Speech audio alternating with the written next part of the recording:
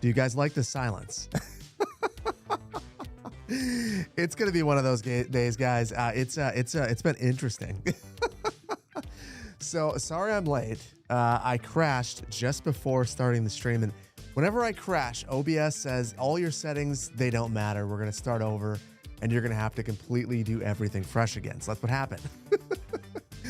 And then for some reason, my microphone volume was set to negative 60 decibels. So basically silence. So thank you for being here. Thank you for being here. So a couple of things. Yes, I am here. My microphone is hopefully working. We're good. We're good. Nailed it as usual. It wouldn't be one of my streams if we didn't have technical difficulties to begin. And it probably wasn't helped by the fact that if you are a member in any fashion, I've been in the Discord talking about a new series that we're going to be launching hopefully in the next week. I am gone for a little bit next week, but it's going to be a new series. Okay, let me get a little in the weeds for a minute. So I have planned on having like a 12-hour stream where we figure out what the best city builder is of all time. So we're playing games for like 90 minutes. And I had a dream earlier this week that instead of that being a stream, it's a series. And I think if I do it right, it could be something that the channel is known for. So we're gonna basically, we've been putting together a list of criteria that are hopefully kind of quantitative. We'll be judging all the city builders based on those criteria, and then putting together a series that I think is gonna be a lot of fun. And you guys, whoever's watching the video anyway, are gonna be able to vote on what games we cover based upon the top comments. I think it's gonna be a lot of fun. Do I use my cell phone or do I have my volume control nearby? I do. Do you think that that's causing this? Oh, Camphor, thank you so much for the gifted subs, dude. That's super generous of you. Thank you so much. Thank you all for the hype train. You guys are nuts. So yeah, anyone who just got those, go into the Discord, go into City Hall. There are 2 threads. The first is going to be to pick the first game that we cover as a part of that new series. The second thread goes over the actual review criteria. And I've been in there the last, I don't know, hour and a half talking about the different review criteria, iterating it with everyone in there, and it's going to be, I think it's going to be the best series in the channel. I'm not setting the expectations too high at all. It might be a mess, but I think it's going to be a lot of fun. So yeah, check it out. If you just got a gifted sub from either Darth, thank you so much, dude. If you got one from Darth, if you just got one yourself, if you are a Patreon member, if you're a YouTube channel member, hop in there. And if you're not, it's not that I don't love you. It's that I like that. I like to be able to interact with a smaller group of people, and that's a very narrow group. So appreciate that. How am I doing today? I am doing really well. I played Town to City like you guys told me to. I made a video about it. Hopefully it comes out, I don't know, soon. I had so much fun. Such a good game. You guys straight up were just super right. It was such a good game. So I had a lot of fun with that. I had a lot of fun with the most recent City Skylines. I've been knocking a lot of things off the list, like the so let me see if I can show it to you.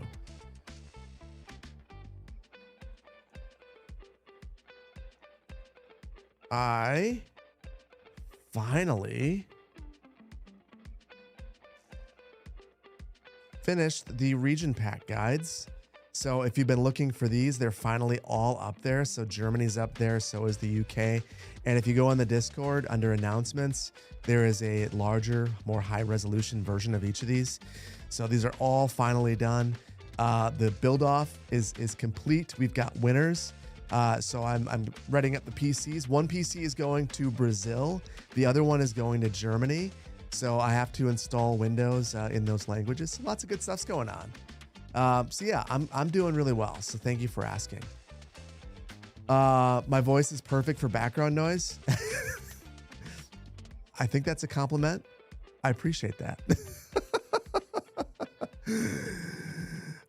Germany, I misspelled JD with a JD. Hey, there's going to be another one. I got my old graphics card. And I'll tell you what, JD, US shipping's a lot cheaper. So I encourage you to do your best to win it.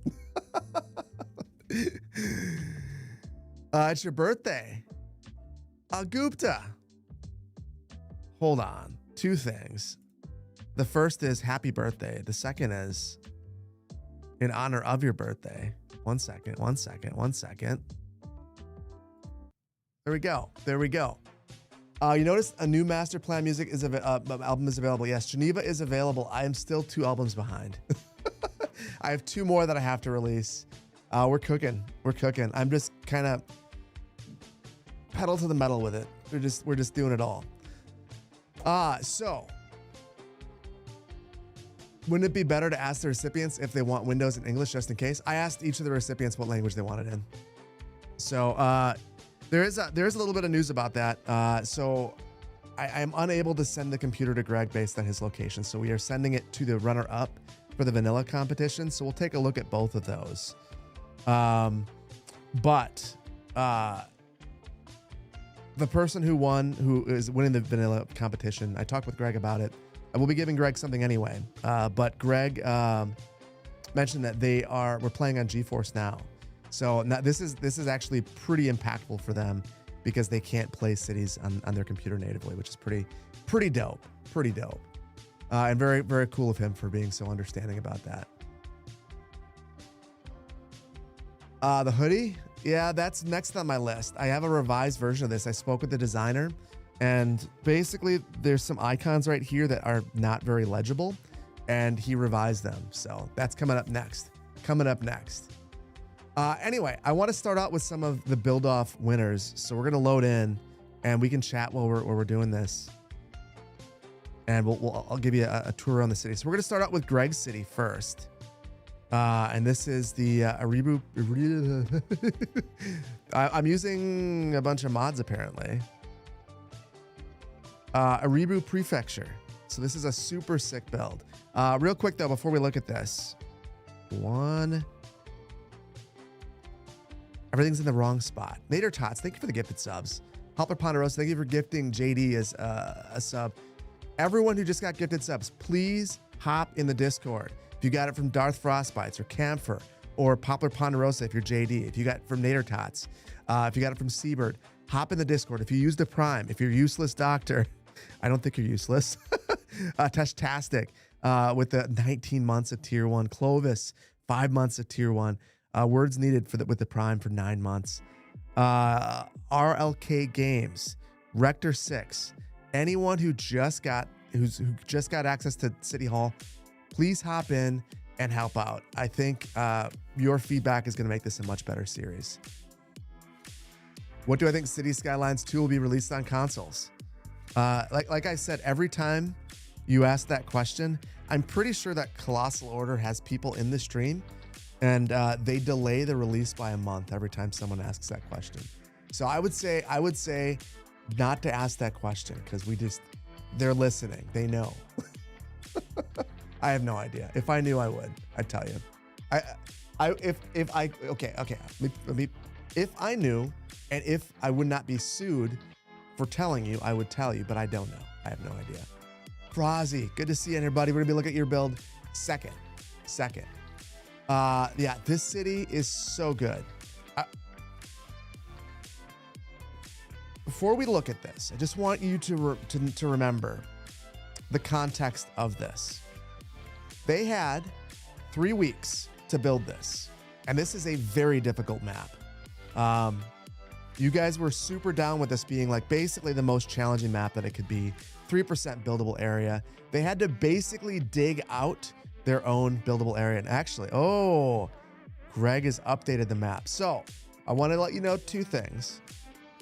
This is a revised version of the map, which is no problem. But this is not the one that we reviewed necessarily, and that's okay. Anyway, three weeks to work on this map, and for the most part, I think, Greg, if you're in here, what changes have you made? Do I play anything other than City Builders?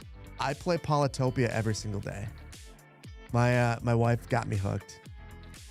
I suck at it, but I love it. Yeah, so Greg's build is the vanilla build. This is absolutely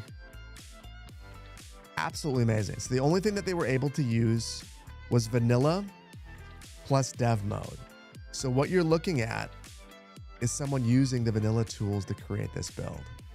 So that's why, like right here, for instance, this is the garbage texture, which I think Teddy actually used as well. And I never even thought to use it as a texture along the side of an industrial pier, but it works so well. There's just a lot going on here. Every mode of transportation, a lot of activity. Everything feels so crisp and clean. Everything's very intentional. And some of the things that he's done here, I want you to remember, created all of these without the use of mods. So these key walls, this is not Move It. This is not Anarchy. These were created vanilla. And I was actually able to go through, TDW told me a technique for looking at a save and seeing if any mods were used. So I went through, I downloaded the saves directly from the PDX Mobs website and verified that no mods were used in these. It's wild, absolutely wild that this was done in vanilla. This is a mind-blowing build. And the other vanilla builds were as well. I mean, just awesome. The competition was fun. Listen, Ricky Thomas, I remember your build as well. This was so fun for me. I don't really know how to express. Like, I know that there were some things that I did that people were a little bit. Well, hold on. Maybe that's okay. I know that people were wondering why I didn't dive into the builds more in the video. It all came down to wanting to showcase as many of these as I could, because you just look at this, and I feel like I had a moment where I got to know Greg a little bit. I got to understand what a neat and organized person they are when it comes to building their cities, their aesthetics that they appreciate, a level of artistry and an aesthetic. And I felt this overwhelming feeling of that while looking at a number of these builds. And I just wanted to share that with all of you. The level of effort that's gone into these. I mean, look at this. Got a baseball field here with thought and intention into even where the players would sit. This was present in all of these builds. And when you see this level of effort and detail, I just wanted to showcase as many as I could. And unfortunately, because I was working on this one myself, I had to make a decision between showing as many builds as I could, which I ended up showcasing around 35 and talking a lot about what made each build special. So I'm not sure in the future how I'll handle it, but in this particular instance, I thought that this was the right way to do it. You adore this? The looks and the vibe of the elevated rail line? That was one of the things. So the elevated rail line to me is mimicking a sense of history. So in 3 weeks, I was able to create this entire build and think of the history and backstory of it. So cool. So cool. There were a couple of builds that did stuff like this that I never thought to do, create retaining walls using surfaces. One of the builds created a marble, it's basically a marble wall that was cut into using surfaces. I've never thought to use surfaces in that way. And then having a farming surface right here, just brilliant stuff. Just brilliant stuff. And look at the way that these buildings are situated. And then I want you to remember, this is a vanilla build. This is a vanilla build. To get the buildings to all look this good, I would need to manually plop them. It's mind-blowing. It also shows some of the strengths of City Skylines 2, like this intersection right here, this interchange rather. This would be very challenging in Skylines 1 in a modded build, but in vanilla in Skylines 2, Totally possible, and Greg just nailed it. Got the beach vibes going on over here. Just so good. So good. It was all pre-planned, no history here. Well, am I going to finish Elba and release a final? What do you mean by that? I don't think so, actually, Jablaka. I think I know what you mean by that. I don't think so. I feel like the map is perfect in that it. Well, here's another thing. The traffic is left-hand drive. That's another thing that blew my mind when I looked at this one. Sorry. I think that the map was perfect. The map gave everyone enough to get started, but not so much that it dictated what they were building.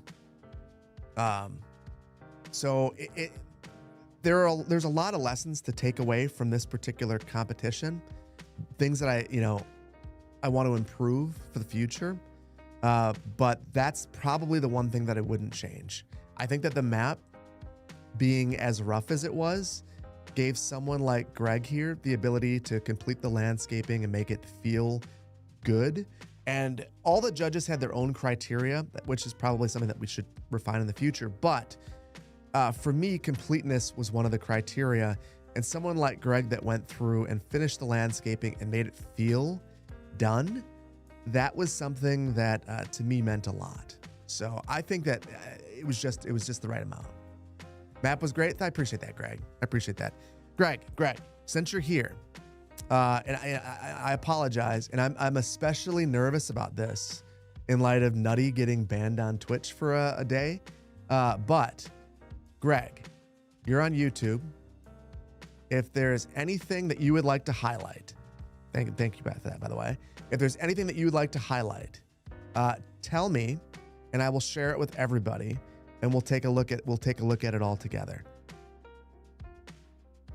How do I get the game to look this good? I play on max settings. That's it. The only thing I do is I play on max settings. I adjust my NVIDIA driver to have the DLSS version to be the newest, and I play with DLSS on. Is it you, or is the volume a bit low? It could be me.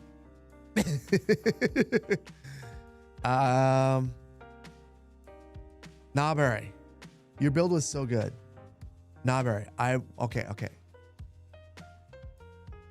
Landscape was finishing after the competition. Okay, I don't remember exactly the differences then, Greg. But hold on. Nawberry, I just want to tell you, your build was fantastic. You were right on the edge, and I want you to compete in the next one. I absolutely want you to compete in the next one. You were right there. So anyone who didn't win, please do it again. You just never know. Volume is good. Thank you, Robert. Appreciate that. So, okay, Greg, what is new then?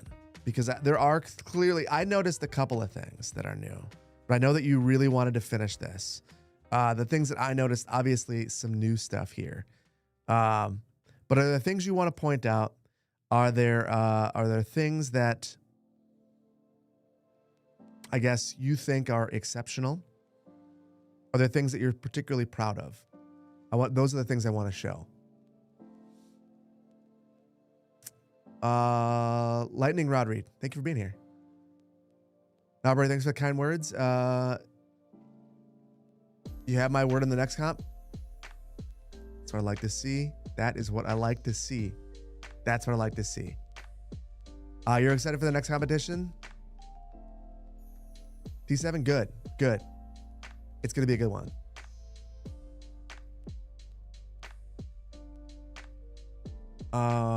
Greg is also 15 seconds behind us, so give me a second.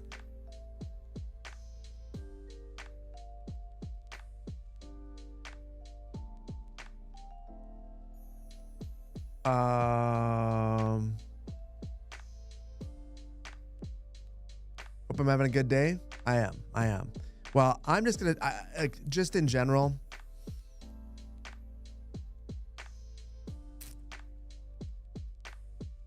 I want to encourage you all to go look at these builds. I think that's the main takeaway that I hope you have. The little detailing, the little details. Also, stuff like this, it's the way the game should be.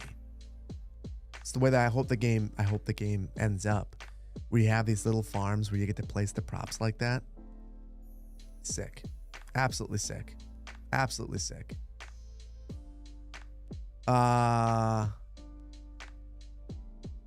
You remember being how amazed at how clean, crisp, and intentional everything in Greg's build felt? Even the interchanges had precision. Yes. That was my big takeaway too. Everything felt like Greg gave it some thought. Nothing felt janky. Greg's build is the one vanilla build. I'd say the top 3 builds all made me feel like I'd forget from time to time that it wasn't vanilla plus dev mode. But I think Greg's in particular nailed that the hardest. To the point that it was just like, I swore off a vanilla build because I wasn't having as much fun with the vanilla game. But Greg showed what's possible. So for that, I want to thank you, Greg. It's just outstanding. Just outstanding. Yeah, greenhouses are part of, it's a prop for the vanilla. I want to say it's the chicken or the agriculture chicken farms. It's not the wheat farms. If you build not the grain farms, it's vegetable farms, I believe. Vegetable farming will get them for you. So yeah, the greenhouses are in there. Vegetable farms, yeah. So yeah, the city looks good. It feels real. It's very intentional. It's just so crisp and clean. Every aspect of it has been well thought out. Things are labeled. That's the other thing. Did you notice that? We've got labels. This one isn't as extensively labeled as some of them, but having different areas labeled gives it a sense of history and a sense of place. So just good job. I mean, just honestly, killer job, Greg.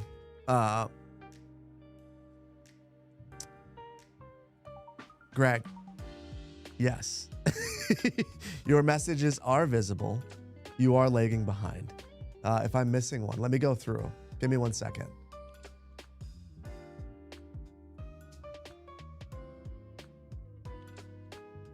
You think Irumito? Okay, hold on. I can see Greg's messages.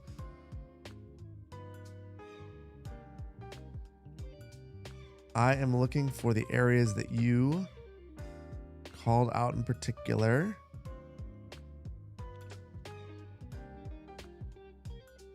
Sikajima and Irumito, and I'm probably butchering those.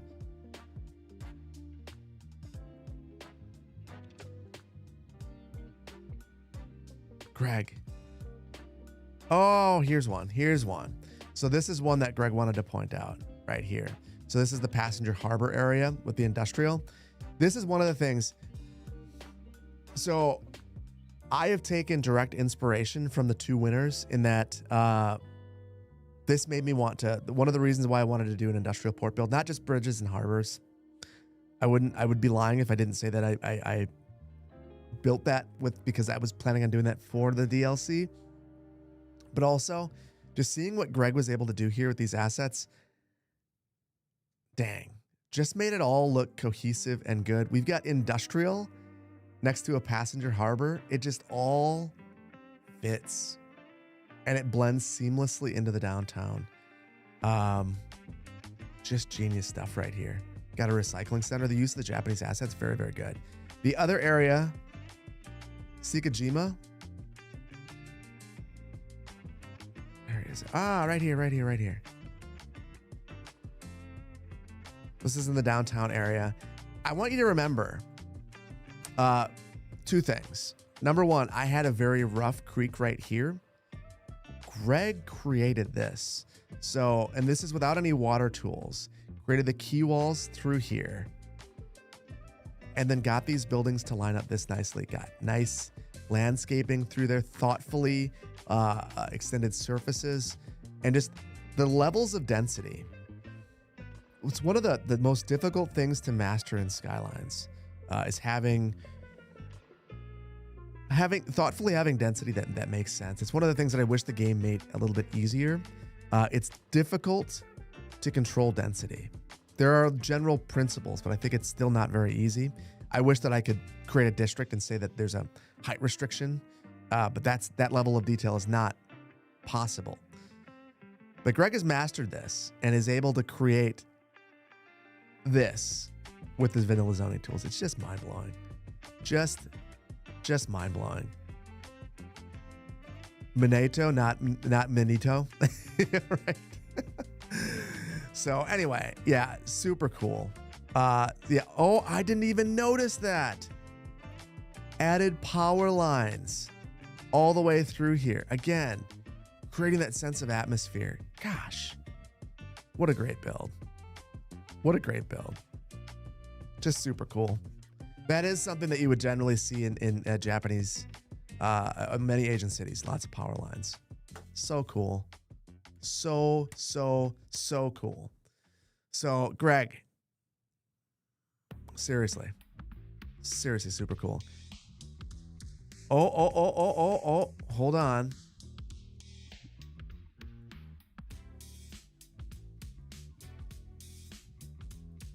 Gary, whenever you put this together, I will tell you, I will schedule an emergency stream. We'll do it right away. Yeah. So everyone, can we give some hearts to Greg for putting together such an awesome build? Like, seriously, sick build. Really enjoyed it. This whole build is just outstanding. I want to see one thing though. One thing.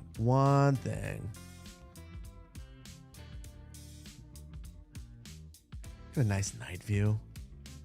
Gosh. Look at this. Look at this beautiful build. So hearts to Greg. Thank you so much. Just absolutely a sick build. Amazing. The fact that you're able to play the vanilla game and create this kind of a city, it's art. This is art. We're taking a look at your painting. So thank you. Brisket Buddy. I promise you that Greg was not always this good at the game. I promise you. This is practice and a passion for city building. This is an eye for detail. This is being willing to put in the work and focus on the little areas. It's something that I'm trying to get better at. Greg is better at this game than I am, by far. And I find this to be inspirational. So I appreciate you. So yes, anyway, it's a beautiful build. Thank you for submitting, Greg. Thank you for sharing your passion for the game with us. Thank you for sharing your art with us. Appreciate you. Do I have my first city? Not in Skylines 2, but I shared my first city in Skylines 1. Alt Shift Cat, you can buy the hoodie soon. I've got a. This is a bad version of it. I've got it fixed, but I haven't uploaded it yet. So give me. I'm going through the list of things. Guys, I'm gonna load into the other build. No, Bluffside Crossing was sadly not my first city. No, my first city was terrible. I dumped raw sewage into the water supply, and the city was a triangle, so it was not good at all. Good evening, Kat. Thanks for being here. That build makes you want to try build yourself, completely out of the loop with what mods to get. So, Jora, I would recommend I still don't recommend playing the game vanilla. No offense to vanilla players. I still recommend a very light mod set. Better Bulldozer, Anarchy, and Move It. If you have just those 3 mods, and Advanced Road Tools, you'll be so much happier. You'll be so much happier. The game is so much better with those couple. Hold on, I gotta look at one thing. I'm gonna make sure. Gotta look at my compatibility report. I know you guys can't see everything, but I've got some issues detected. I'm gonna crash. You've played 100 hours without using a single mod? Listen. I know that it's possible. I know that it's possible. I just personally, for me, I think the game is just so much better with a couple of mods that it's tough. But here's the thing: those mods are only good because the vanilla base game, the modularity is as good as it is. So yeah, I think there's a lot good about the game, but those couple of mods will just remove frustration. For me, that's what they do. They remove frustration. In particular, Better Bulldozer. I mean, the ability to micro target things you're deleting is just so good. Find it's another one. Just for the eyedropper itself.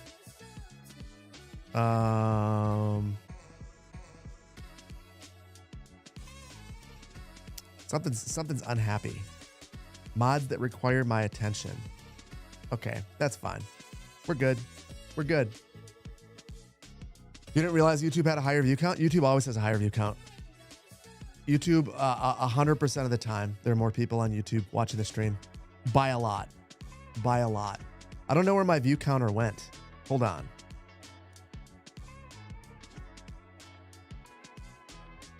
Hold on. I will.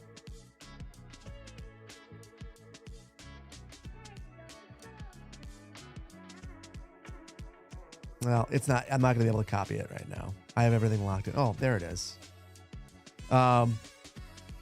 Anyway, yeah. It's definitely YouTube generally has more people on it. Steve, thank you for the super chat, man. You knew you weren't going to win, but you had so much fun with the competition. Appreciate me pulling it together. Can't wait for the next one. I appreciate that, Steve. And you never know. You never know. The next one, though, I don't want the next one to be purely skills based. I want to give more people an opportunity to win. Blue Eagle, thank you for the Prime. Ryan, thank you for the super chat. Greetings from Ireland, Phil. Really appreciate my work as a planner. What would I advise a central government do better or look out for over the coming years? Housing affordability. It's the number one issue all the way across, like anywhere in the world right now at this point. There are too many barriers to creating new housing in the right places. And it's kind of all over the place. The only places that aren't dealing with that are places that are contracting in terms of population. So if any government is not singularly focused on making housing more affordable, and I loop transportation into that because reasonably housing plus transportation equals cost of living. If governments aren't focused on that, and that goes all the way at the federal level down to the lowest of local governments. I think you can draw a direct line between some of the strife that's happening in the world right now with housing affordability and people feeling like they can afford to live. It's absolutely insane to me that it's not the number one priority all the time. Every time I see something that's not housing affordability and people's ability to live and get a job being an issue, I just kind of get pissed because it's the politicians not fully understanding the people that they claim to represent. So super disappointing. Next up, guys, this is a special build. I don't know how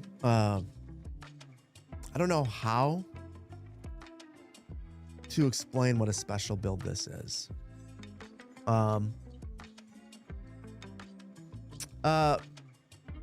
Gary. Brandon, do you mind if I share the hold on. I'm gonna Gary Brandon, hop in the Discord real quick. I'm gonna ask one question of you guys.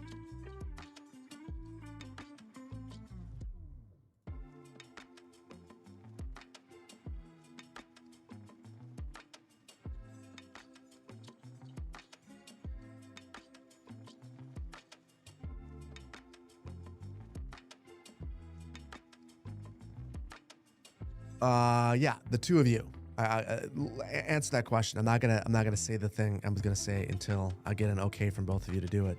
But I will tell you on a personal level. First of all, one thing. First thing, Frozzy's a YouTuber, a Brazilian YouTuber. I'm going to drop a link to the channel, because I think it's really important that you guys understand that you can watch this get built. Frozzy is using AI in the most ethical way possible, and that is the YouTube dubbing tools that allow me to be able to listen to what Frozzy is saying in English, so I can understand what his thought process is. I love it. I love it. Like, that's the one use of AI, like broadening your audience and being able to communicate with more people that I love. So they have a whole series going through this build and creating this build, sharing their thoughts and feedback. And it's well worth checking out. When I looked at this build for the first time, my mind was blown in a number of ways. I think the most... Yeah, you can't wait to watch it. It's a series. It's highly recommend it. It was recommended to me, actually, which is kind of funny. It was recommended to me on a number of occasions, and I did not watch it because I did not want to be tainted, because I started seeing some of these images. It looks like a decal, doesn't it? Looks like a decal, but it's not. This...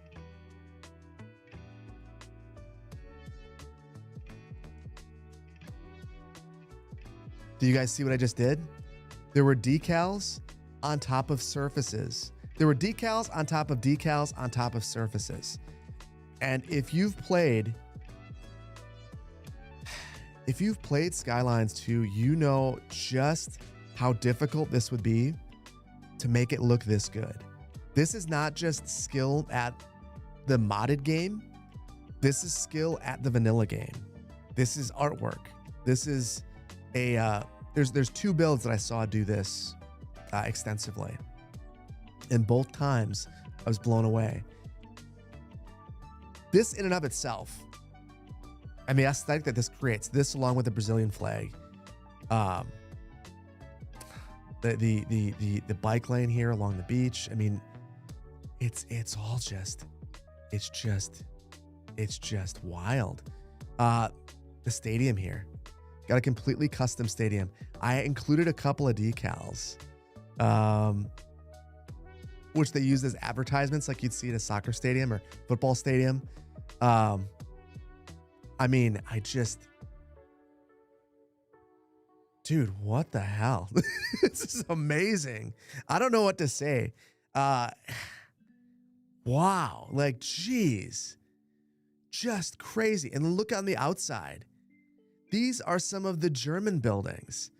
They've been reappropriated and turned into part of the stadium. Like, what is seriously happening here? How did he think to do this? I don't know what to say. The only thing I can say about this build, you've got to grab it with Move It and just take it apart. You just got to take the little components of it and move things around, because you'll start to see. Do you see what this is to form the roof? This right here, this is like a place where you'd put firewood. And they're all over the roof here. Like, this is wild. This is wild. mind-blowing stuff right here that I just like. I just don't. I've never seen anything like this. It's just crazy. I just don't even know what to say. Like it brings a tear to my eye. It's so damn cool. It's just so cool. It's just so cool.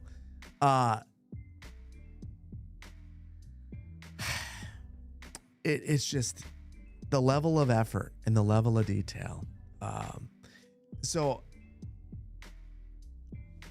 Frazzy is good at every part of this game, from natural landscapes to architecture, making your own buildings, to surface work, to decals, to the vanilla game concepts, the road tools, creativity, the use of color to create an atmosphere, the placement of buildings and props to really accentuate different buildings and props, using assets in ways that I hadn't thought about that just make them look brilliant.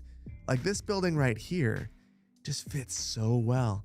You can go get some lobster and get a view of the water and sit outside on one of these tables and watch people bike by. I can just imagine the salt in the air. It's just so cool. It's just so cool. Yeah, I want to live here too. This place is sick. It is crazy how detailed this build is. Everywhere you turn here, there is something unexpected, something unique, something that they've thought about, like the grass not doing all that well underneath the tree because of a little bit of the shade. Like that level of detail.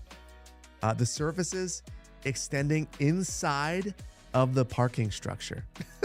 Just like wild stuff here. Over here, I've just got to show you this. Check this out. Made a staircase, graffitied up the rocks so you could walk over this hill right here. A place to grab a hot dog or whatever the local cuisine would be of this city. And it's so good. It's so good. Actual stairs. These aren't assets either. They made this.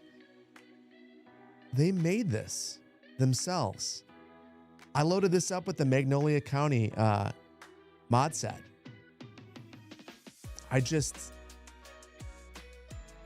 Everywhere you turn, there's a little detail. So just like Greg's build, I'm not going to be able to do this build justice because you've just gotta look at it. It's just exceptional. It's just artwork. It's just so cool. When I looked at this build,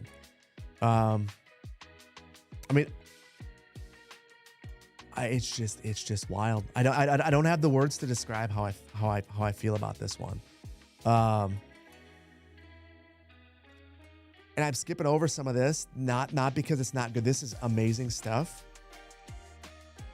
The way that this has inspired me to relax on building clipping, and the building's not looking perfect because you gotta look at the big picture, not the micro picture. But this train station, jeez. So you come up here, and I'm not 100% sure. I think I know how they made this. I think these are bridge components. Yeah, that's the Grand Bridge Pillar 1. Then right here we have the Emerald Building. That's a signature building. So you come up into this, and the precision is just outstanding. Little details, like we got the graffiti. You have this mixed use plaza right here. This part makes me wish that I would have given some of the tools that I added, the service block, the signature blocks. I don't know if these are functional. My guess is no. Yeah, these are not, but they could be with the blocks.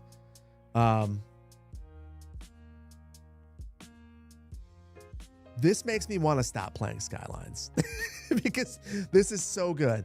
We've got steps going down once again. We've got the bridges going across. We've got the wooden decal up here. This links both sides. This whole thing right here. What is this, dude? How did you do this? How did you think to do this? We've got these pillars. These I believe are the road pillars. Stepping down and creating this gigantic staircase. The precision here, the lighting just right. Down here, we've got what looks like weathered billboards. Hold on, I gotta get in the right view. This is so well put together that you can come in and observe in here. And remember, this is not an asset that exists in the game. This is one of those assets that, again, Frozzy created. Even put solar panels on there. Didn't have to do that. Created an atmosphere. Put some advertising. And a satellite dish up here. Just, it's the little details. Don't know how. I don't know how you did this in 3 weeks. I don't know how. I don't know how you thought of it. I don't know how you put it together.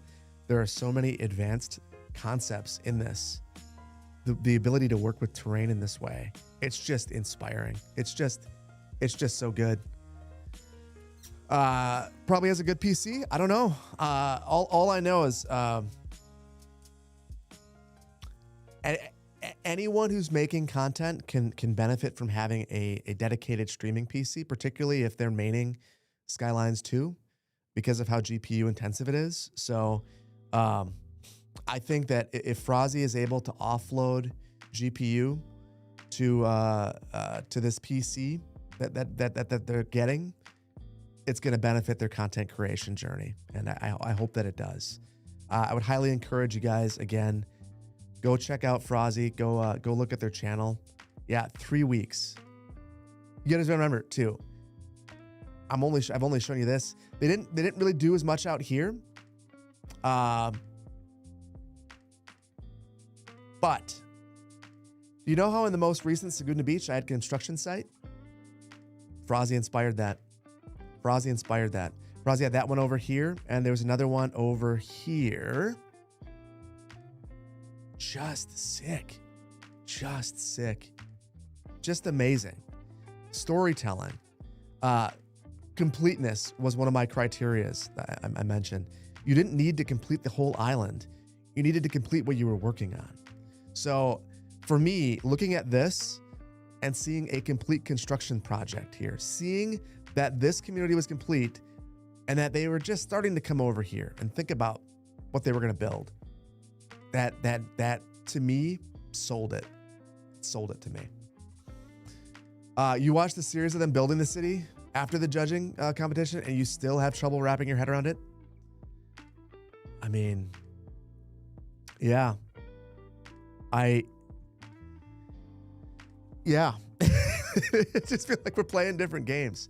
And the thing is, this is not to take away from any of the other builds. There were things about the other builds, things that stand out to me in particular. Ad did something that I've been wanting to do in Magnolia County, and they put together a horse track. Poplar Ponderosa's military complex blew my mind. Up here, though, I mean, this is neat. The Billionaires Row. Just sick. The covered tunnel. Yeah. Rock slide area, covered tunnel. Super cool. Can you imagine? I don't know that I'd want to be walking on this. Look at that view. Look at that view. Just, it's the little details. So please, give Frozzy a look on YouTube. Look at their build. Check out Greg's build. The level of attention and detail to both of them. Like, look at that. I would have never thought to put a helicopter in there. Just amazing. Just amazing. Just amazing. You guys are absolutely inspirational. So I appreciate you guys.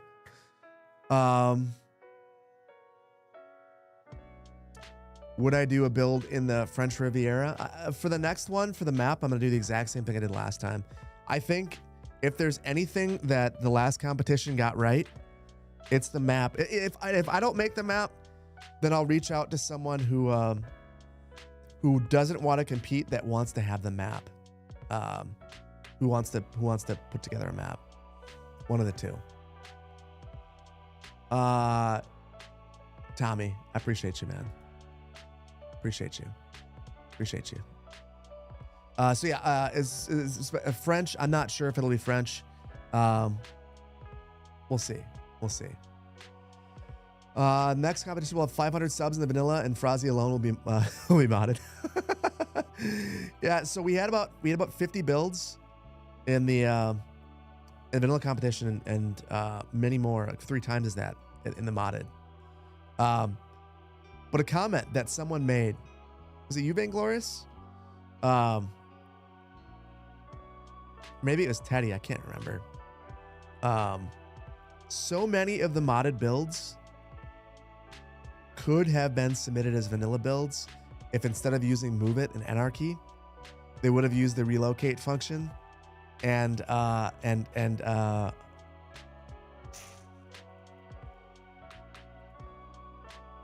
what is it called? Bypass validation.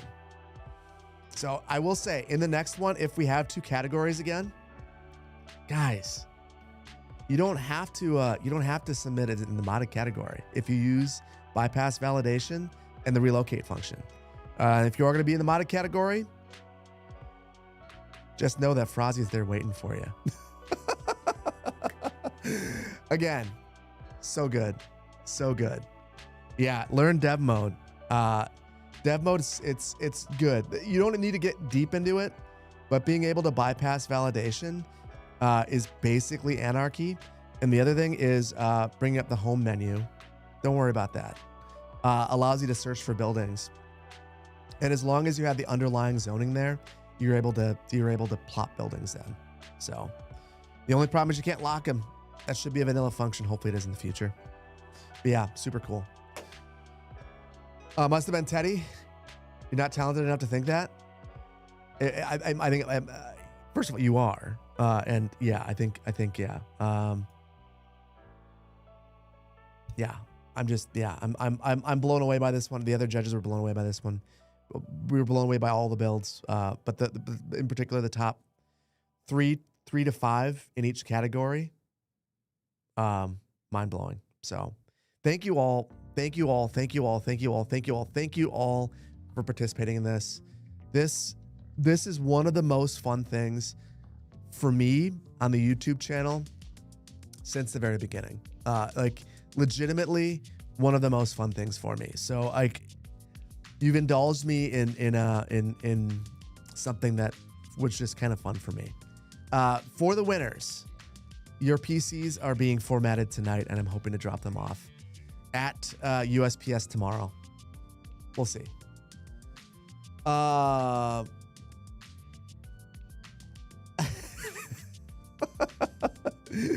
Listen, Brandon, if I could get to that point on the YouTube channel, I would. I think in the future, so with the graphics card, I have the graphics card already. I have a number of graphics cards. I might have a first and second place graphics card, and then a whole bunch of virtual prizes. Because I would like to. There are so many people who contributed and who had excellent things that they built. So yeah, we'll see. I'm thinking of different ways. If you do have ways to improve it, the competition, I will sign the PCs. I don't know that anyone wants my signature, but what I will do is I'll leave a personalized note in there, thanking people for their participation. because I do think that matters. Const, you wouldn't want that. You wouldn't want my Sharpie mess all over your PC. You wouldn't want that. Merch's prizes next time. You'd be surprised the number of people who do not want that. During the first competition, I actually offered Merch's prizes, and a lot of people were like, "Nah, man, I'm not into merch. Not into it."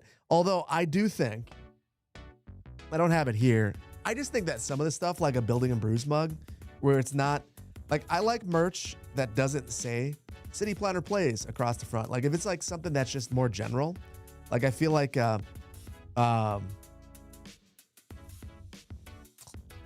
you know, Respect the Topography is kind of a general thing.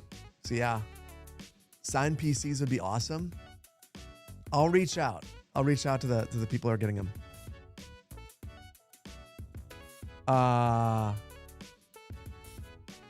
Yes.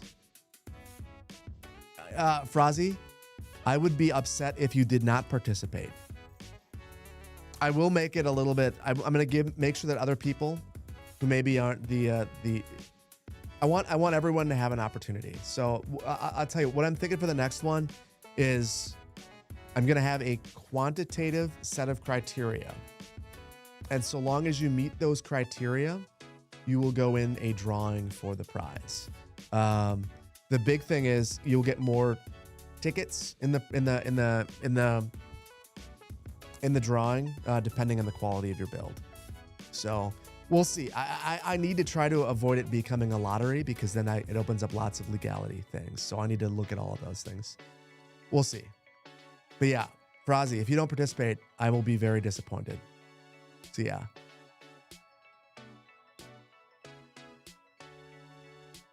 With all due respect, walking around with branded YouTube merchants channel makes you look like a nerd. That's why in the merch store there's very little City Planner Play stuff. I have purposely tried to do that. You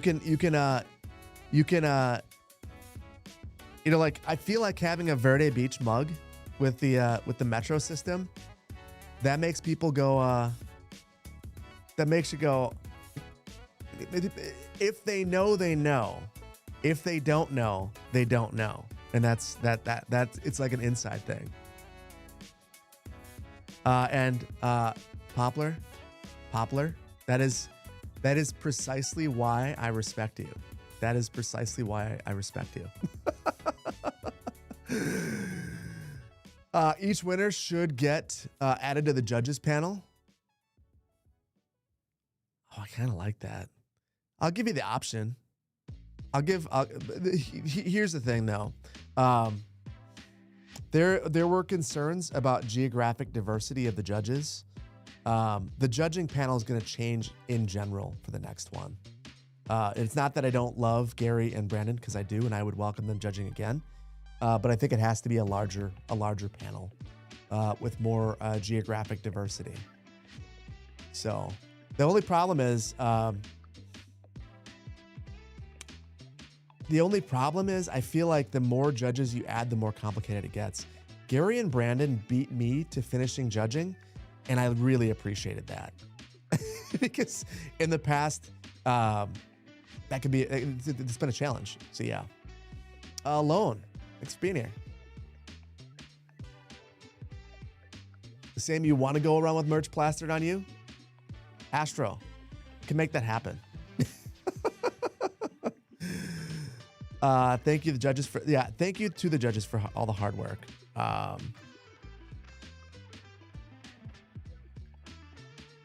In 1 second.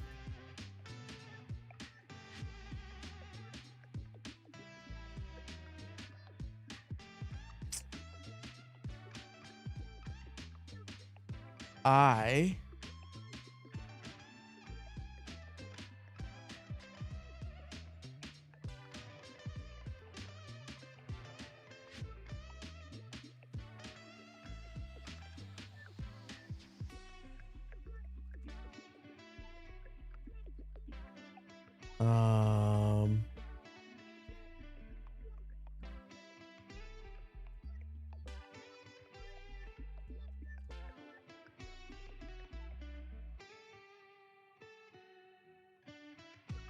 Don't mind me, guys.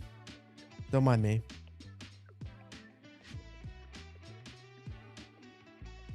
For those who like merch, I'm giving you guys the opportunity to win some Struggle is Real merch right now. Twitch chat only. Sorry, YouTube. You gotta be on Twitch to do it. Anyway, 5 t-shirts. Join is how you get it. So if you want to check it out, join, and then redeem. So yes, if you want to be plastered with YouTuber merch, there you go. In the meantime, I will tell you the goal for what we're going to be doing today. Last night, I decided to sit down. Oh, okay. First of all, hold on.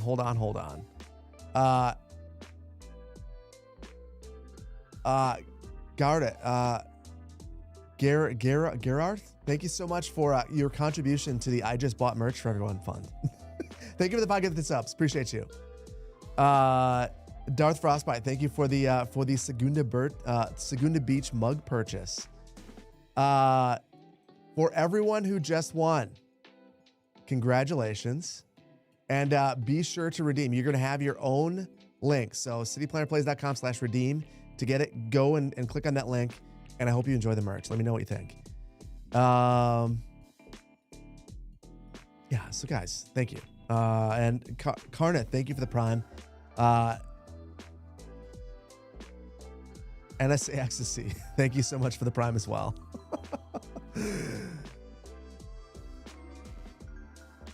Okay. You weren't expecting to be featured in the video. Hunt Dog. I had to feature as many as I could because they were so good. And yours was very good as well. Real question, Phil. How was the heat in Madison last weekend? Terrible.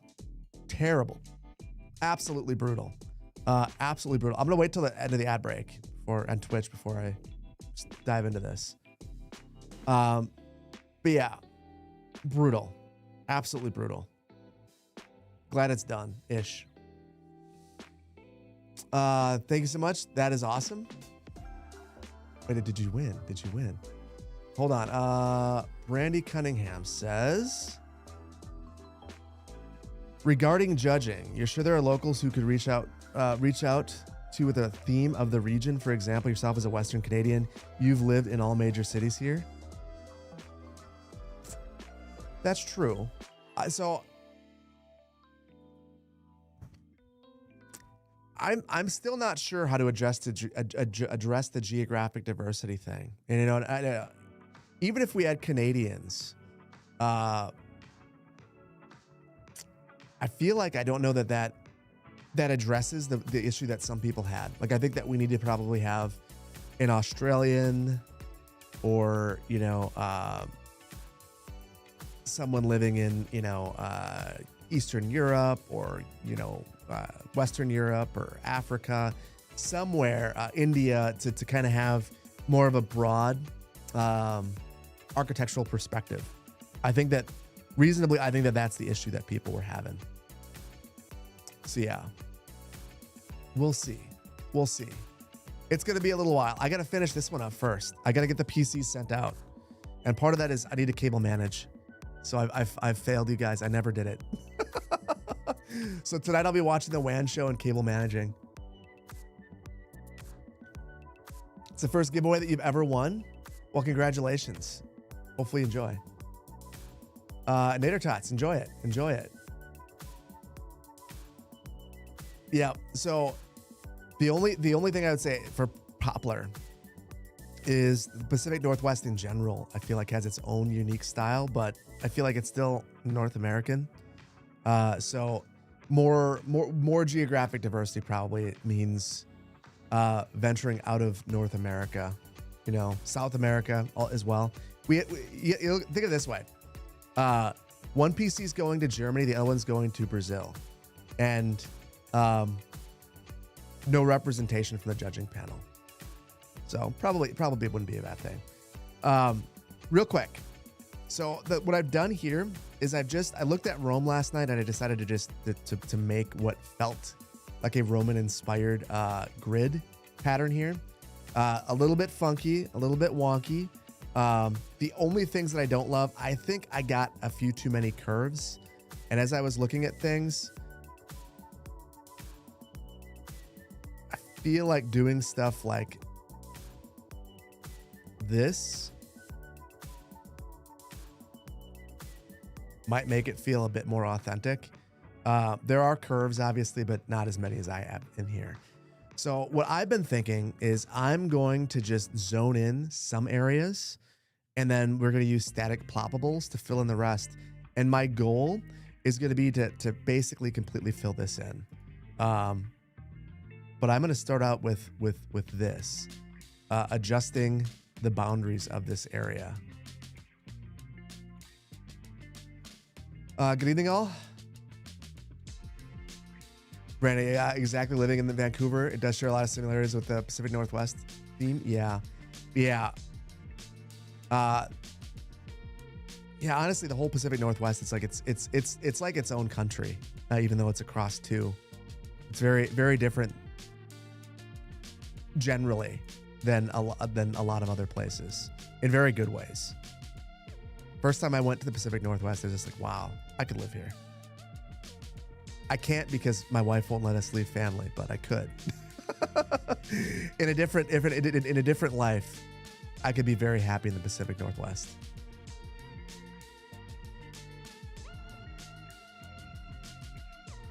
Avenues connecting plazas is perhaps the most Roman layout thing. That was one of the things I was so for the plazas, this right here is going to be a big plaza, so I will actually show that immediately.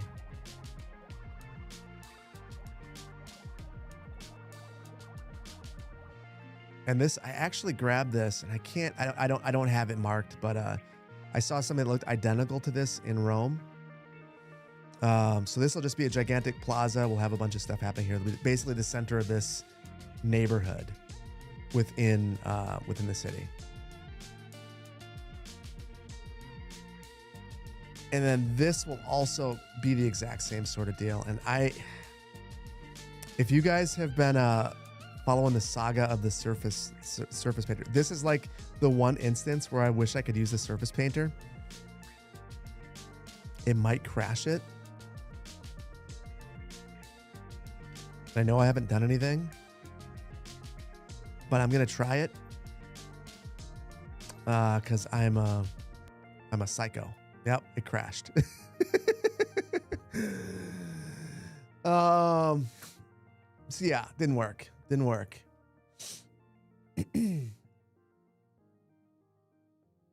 You'd like to show me an Eastern European town with a unique circular street design from the 18th century. How can you show it to me? Discord is the best way, but Icy nailed it there. But I will also say that my Discord is an absolute mess right now. It's very difficult for me to find anything in there. So send it to me though. But I've got to clean things up. You would love to live in the British Columbia or the Netherlands, but your wife and your mother would like to remain closer to family. BC is the most realistic since plane tickets are cheaper. Yeah, I mean, my wife and I lived in Denver, and I thought that would be close enough that we could still get home relatively quickly. But you start to realize that when it's not a day trip away in a car, you just don't see people that often. You know, like we talked about moving to Chicago, and I think that if we would have moved to Chicago, we wouldn't have seen our family as much as we do. We're not close by any stretch. 2 hours away in a car is a long ways, but 2 hours away in a car means that my kids can go to their grandparents and stay there for a week in the summer, and it's no problem. It means that I went to Wausau last weekend, and I saw my sister and my uncle, and we all got together and we were able to go and hang out in a very swampy outdoor environment. So yeah, it's tough, you know, like, so there are a lot of places that I think I would really like to live in, that I until my kids are older and we're chasing them, I don't think it's going to happen. If my kids were ever to move somewhere, like if they decided, you know, Seattle is really where I want to be, and they both moved to Seattle, I think that my wife and I would entertain the idea of following them. But that's, you know, 10 years out at the earliest. And at that point, then we'll have older parents that, you know, we'll also have to contend with. It's tough. Moving is hard. It's kind of crazy to think about how mobile humans have been over time. I think what's more realistic is, and what I've been warming my wife to, is I never got to do a study abroad, and someday, when I'm retired, and no one cares what I think, I want to spend a year living in Europe, because I really think that that's the only way I will fully understand what it is to live in Europe. So that's my goal, my bucket list. A lot of people have traveling to different places on their bucket list. Mine is to just straight up move for a year.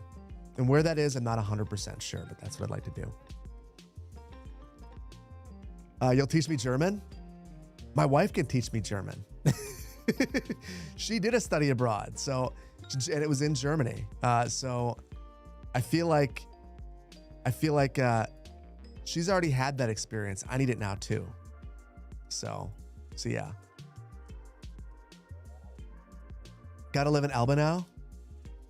I mean, does Elba have those dollar homes? My guess is no.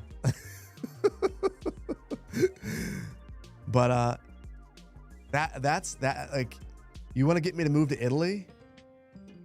A dollar home, that'll do it. I don't care what condition it's in. I'll figure it out.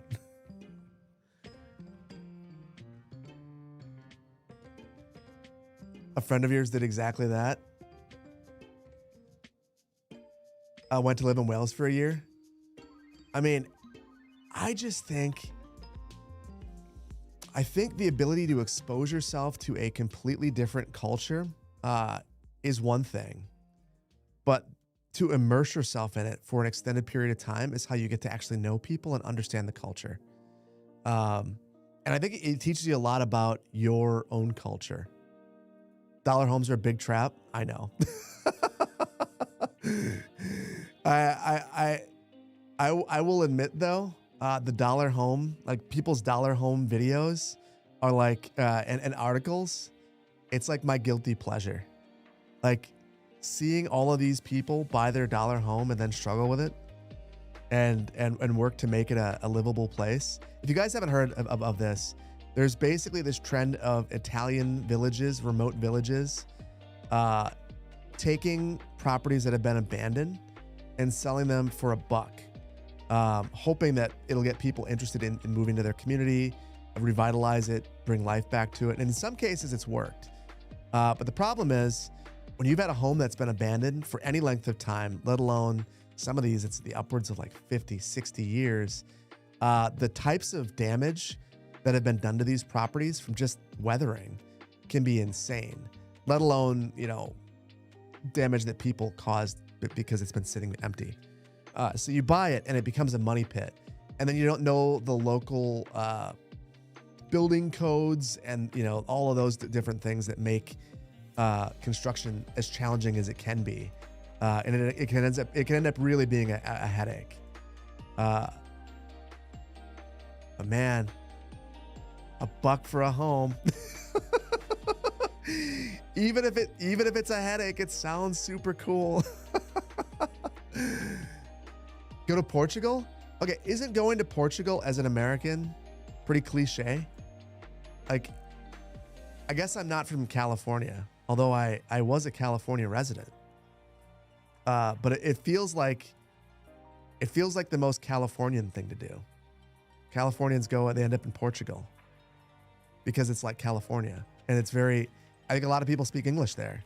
I know it's very foreigner friendly too, in terms of like being able to get a green card and all that. So if I were to go to Europe for a year, I'd want to go somewhere where I feel like I don't want to go to a touristy area. I don't want to go to some place where everyone's going to, be American. I want to go someplace where everyone's not American, but where I'm also not disliked for being an American. If that makes any sense. Portugal's the best. Portugal's really nice. Shouldn't rule out Portugal. Listen, Portugal's like at the top of my list of places I want to go in Europe. In particular, Porto just seems amazing. I just don't want to be a cliche.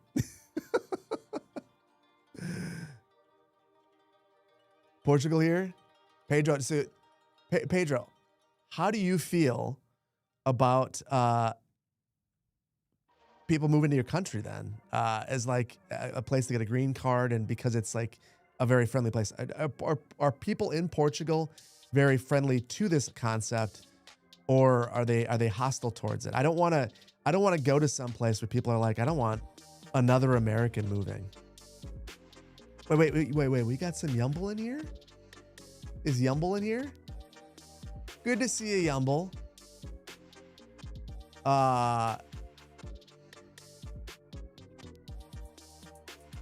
Good to see you, Yumble. Good to see you. And Pedro, I'm looking for you. First of all,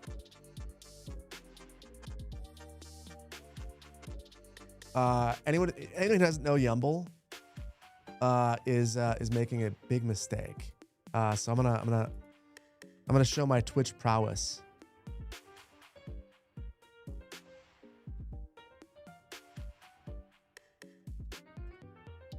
Oh, look at that. I actually figured it out. Go check out Yumble. Yumble is an amazing creator. But beyond that, Yumble's an amazing person. Yumble and I had the honor of meeting in Finland and sharing a drink, and just a super cool person. Some interesting similar history, and just someone whose videos I've really enjoyed over the years. So thank you for being here, Yumble. Twitch wizard. Something I've never been accused of being. I'm the guy who starts stream late because my computer crashes. Denmark is very tourist immigrant friendly. I've heard that Denmark is. I've heard that the Netherlands is also, which is honestly kind of shocking to me, considering everyone is like, I've got to not just bike my way to the Finlands. Or to the Netherlands. Oh, I'm gonna get myself into trouble. I won't be allowed back into Europe. You learn how to build several interchanges from in CS1 from Yumble. Yumble made me embarrassed to build interchanges because just so good at it. So I appreciate that. But also, here's the other thing that Yumble did. Yumble also gave me the confidence to get started eventually.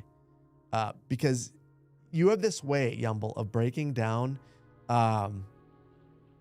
concepts in ways that makes it very feel very achievable, which I appreciate. Not everyone can do that, so that's super cool. I'm doing some zoning, guys. Just so you guys know what I'm doing. I'm gonna zone a couple of things in. My grids are super jank. That's fine. We'll work around it. And I think I'm going to use static scrollables for the jank areas. Dutchy here, you're very friendly. You won't ban me if I have a Vance meme on you.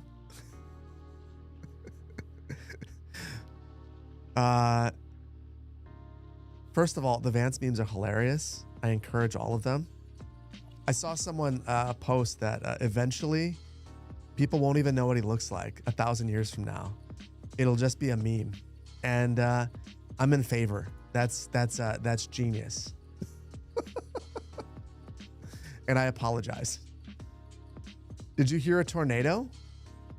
thought I had disasters disabled. Cause I'm done. I'm done.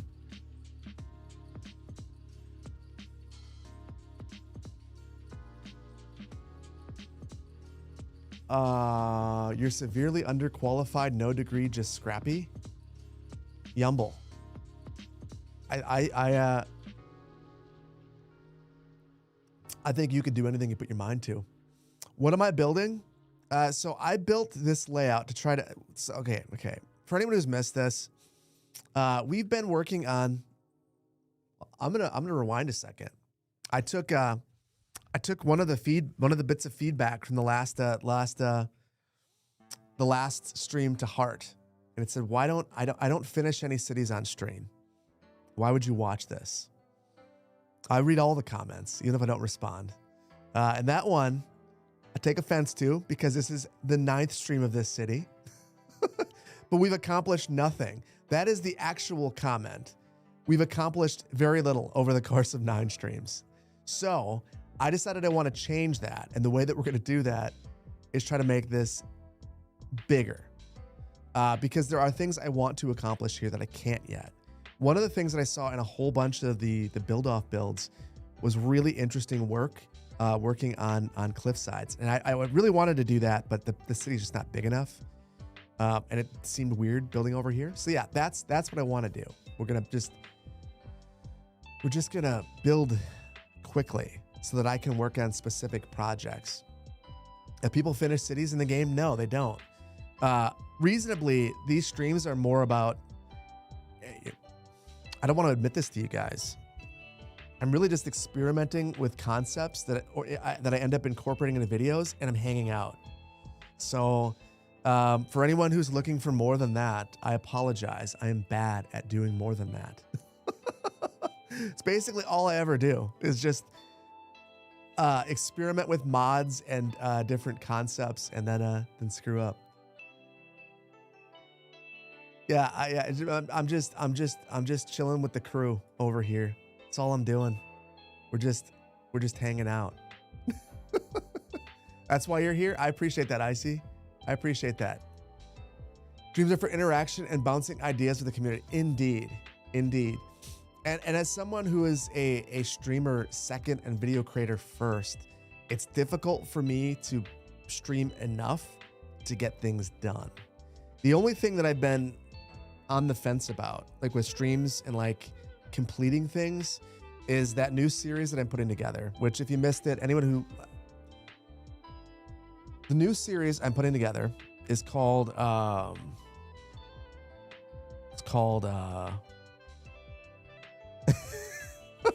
sorry, City Builder Showdown. I was initially going to call it the City Builder Gauntlet, but I've decided City Builder Showdown. And I'm going to let you guys dictate which games we play in that showdown, as we try to find the best city builder of all time, based on some criteria that I've been working on that I shared with everyone that's in City Hall in my Discord. There's a chance I play the games on stream to formulate my opinions. There's a chance I just play it by myself too. I'm not 100% sure. So, Steve, this is exactly what my wife said. Because before I left home, I was like, I got this idea. Here's what it's going to be called. And she goes, the CBS. I was like, dang it.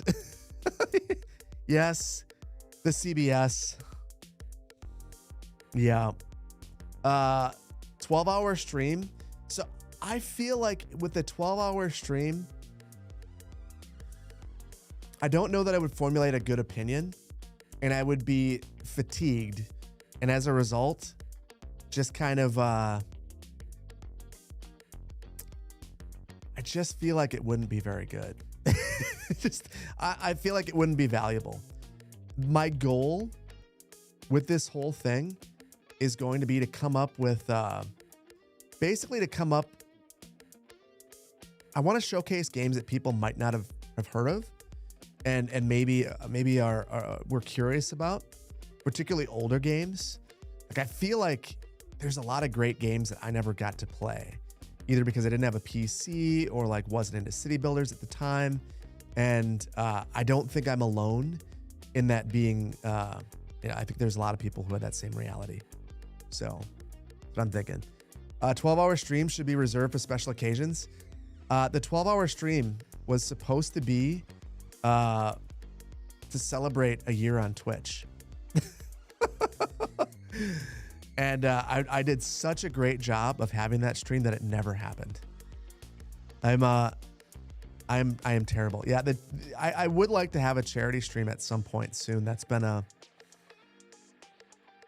also been something I've wanted to do. My problem is I have all these ideas and poor execution because I have a finite amount of time. That's like for the second channel. Oh gosh, guys, I have a story for you. I won't give it all away because I will actually be making a video on the second channel about this. This is going to be a talking head video. I had the YouTube channel demonetized this week. Super sick. Super excited about that. It was the worst thing that's ever happened on YouTube. Yeah, the whole channel was demonetized. And here's the thing. I'm fine. I don't need the channel to be monetized to live. It's nice. It is. I'm renting the office space that I'm in.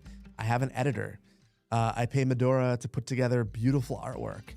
I pay 2 producers to make music for Master Plan Music.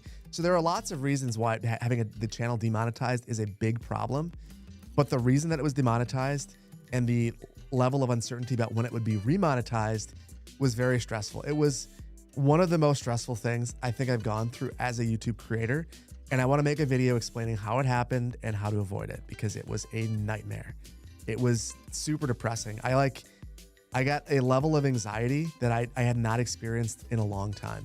It was terrible. Having to micromanage the European buildings is such a hassle. I don't agree with that. I think it's relaxing. I think it looks awesome at the end. I love these buildings. Yeah, so I'll give you the Cliff Notes version. When you have a large enough YouTube channel, it makes sense to incorporate your business into an actual business from a tax standpoint. So my CPA told me that if I'm going to do that, I need to completely sever the YouTube channel from, I need to sever my LLC from me personally as an individual.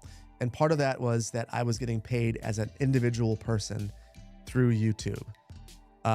So when you change that, they don't warn you that you're demonetizing your channel immediately. And then they tell you that it could be up to 3 weeks before it's remonetized. And when you have brand deals and things of that nature, all of those things are tied to timelines. And I give, like a general window of when I'll be able to deliver things. So there was a very real possibility of me delivering demonetized videos to not break contracts. So it was very, like, this is the inside baseball of the creator economy. That sucks. But yeah, it was very stressful. I got remonetized that day. One of the nice things about having a larger channel is I have a direct contact at YouTube. So I was able to reach out to someone at YouTube, hyperventilating, saying that, I was very, very stressed, that it was ruining my day and my week and my channel and my business. And I was very, very freaked out. So my rep at YouTube definitely is the real MVP of all of this, because I would have been,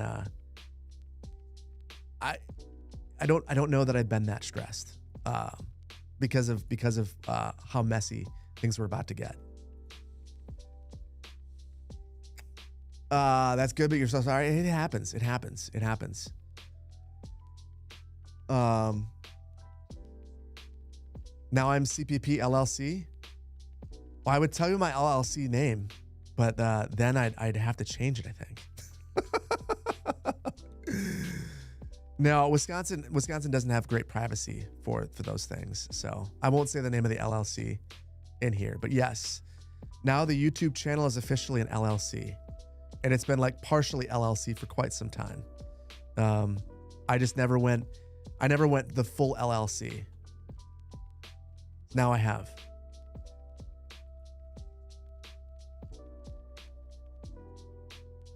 You honestly wonder how YouTube managed to avoid getting sued into oblivion with their channel mismanagement.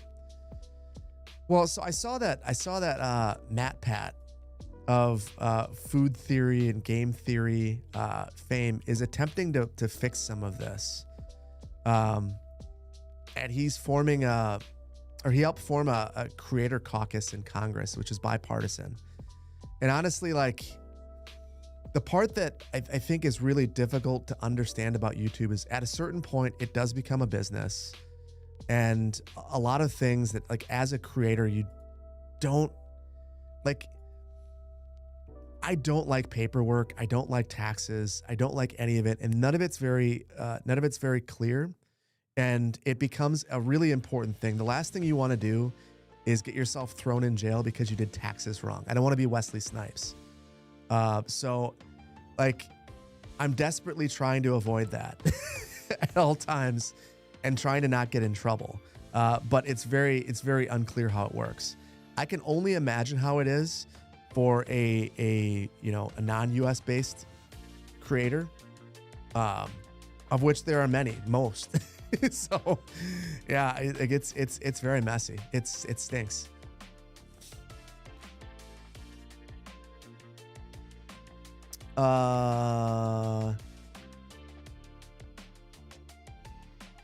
Matt Pat is a champ. Has the societal wherewithal to make change happen. Yeah, I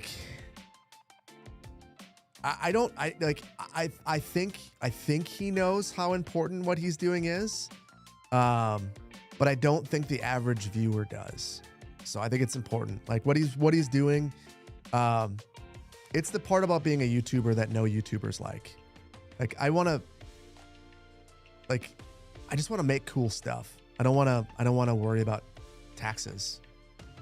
And YouTube does not make it very clear, regardless of the size of your channel, the way all that works. So yeah, that's a thing. And so the end of the Cliff Notes version, and I'll go into more detail on the actual video on the second channel. I got remonetized. I think if my channel weren't as big as it is, it might not have happened so quickly. And I would have just been screwed. It would have been very, very stressful. I would have basically been delivering videos for a while, paying my editor, and not making money. And over time, it's become a delicate balance where I'm able to do what I do and have all the people that I support, even just partially because of predictability. And removing that by clicking a button is absolutely unforgivable in my mind. It's also, I've heard a lot of creators like Linus Tech Tips talk about why they have Floatplane and how important it is to them to have alternative sources of monetization, and to not be tied to a platform. And I'd never really got it until I was demonetized.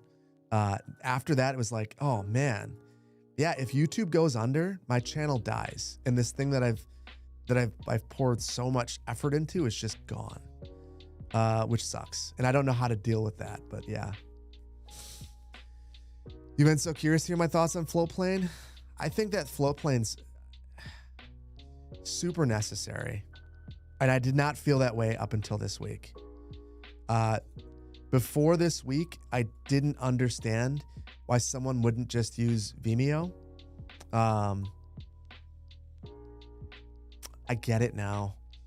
Like, when you watch your channel, like, just disappear. Like overnight, like I started like not even overnight, over the course of a couple of minutes, I started to wonder things like, oh man, like I've got rent, like I've got my editor who just submitted an invoice to me, like I just requested artwork from Medora. I've got 2 master plan music albums that are currently being worked on.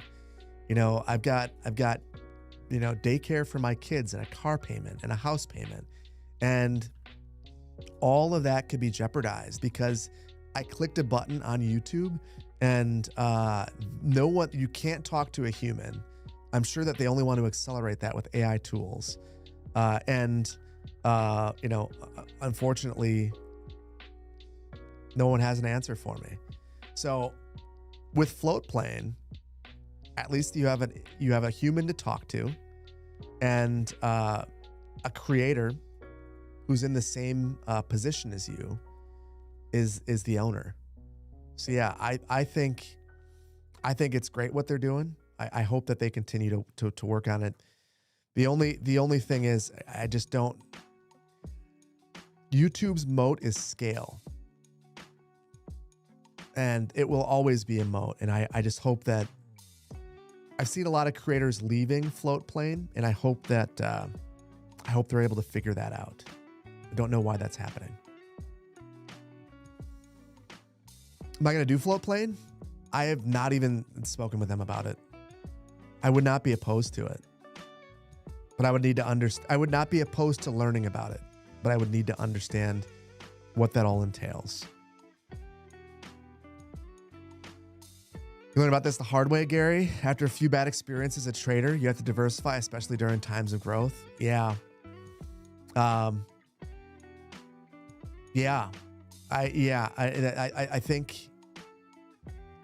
think that was my takeaway from all of that is I need to diversify.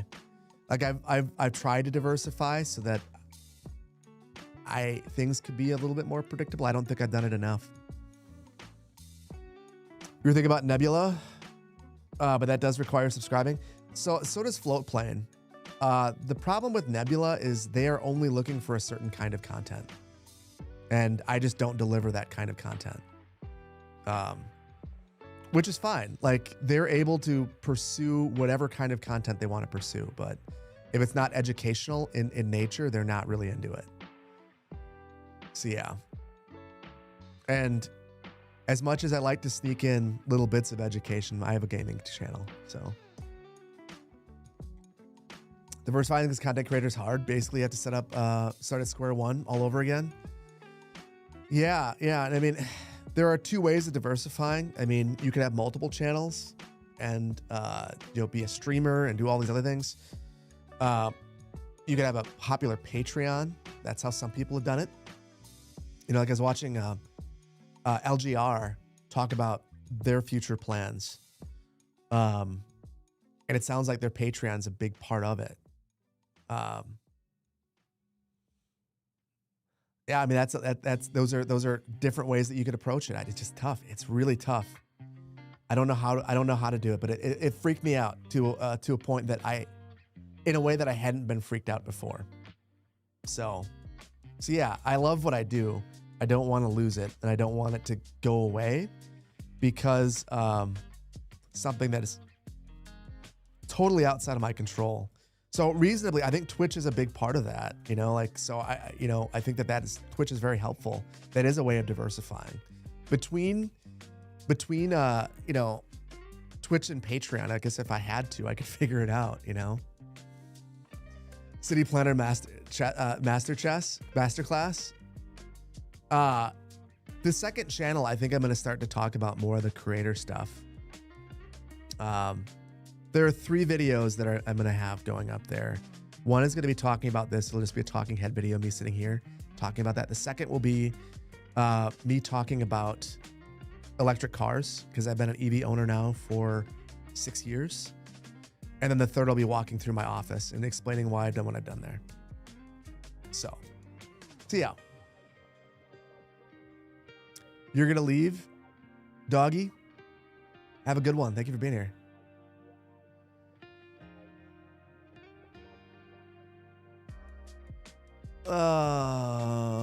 Nebula allows little censoring. I mean, that is another reason why of going on another platform is you can do whatever you want. Thing is, I don't want to create content that would need to be censored anyway. So whatever content I create would ultimately... I got spicy today and I said, damn, that's about as spicy as this channel will ever get, and about as spicy as I will ever get on the internet. I don't want to embarrass my kids someday. And if I get hit by a bus tomorrow, I don't want my legacy to be me screaming into a camera a bunch of obscenities.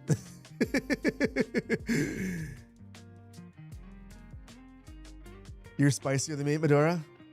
Not in the real world. In the real world, I'm a firecracker. I say some edgy things. Wisconsin edgy. But yeah, online I try to keep it calm. No one wants to hear that. Hi chat, you follow me on YouTube since Bluffside. Now you made the jump over to Twitch. Not me. Thank you for being here. And enjoy Twitch. I see your chat a lot faster on Twitch. I'm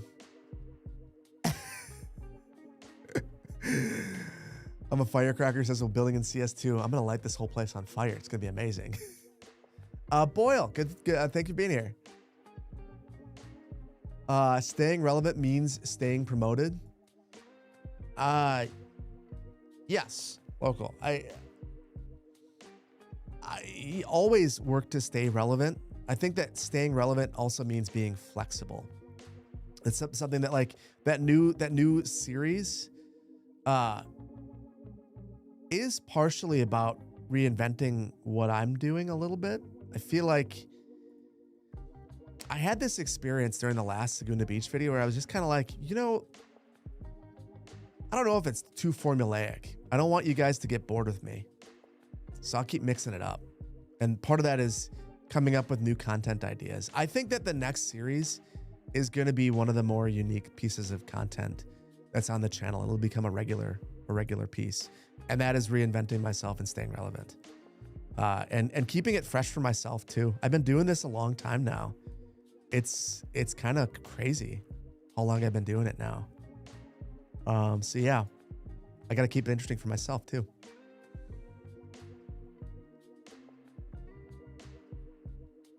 That's a good gut feeling. Yeah, I haven't felt that feeling very often, but I finished the last Laguna Beach and I was just like, huh. Is that like, I think I got to get more, I need to vary up the music more. I think I need to change the structure a little bit. I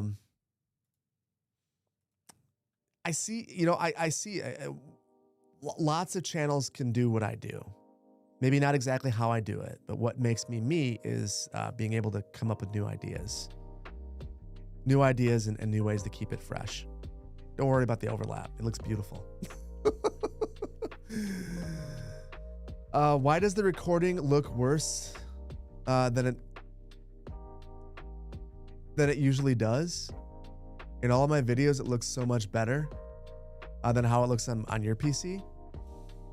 The number one reason why my recordings look better than other people who are playing is it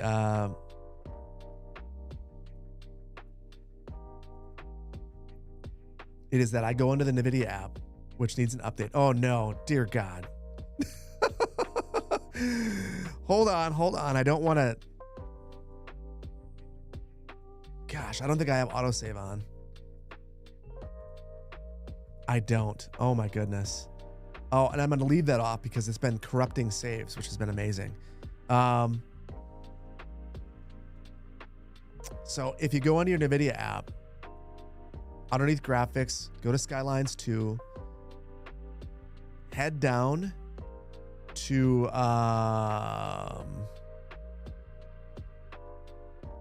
DLSS override, or no, the model presets, and make sure that for super resolution you're using the latest version. That gets rid of all this the blurring. The reason it looks bad for so many people is it's blurry. I don't know why they're shipping CS2 with an old version of DLSS. I don't know. I'm sure there's a reason. I have no idea what that reason is, but it makes your game look terrible. Absolutely horrendous. So if you can get away with not doing that, it'll look so much better.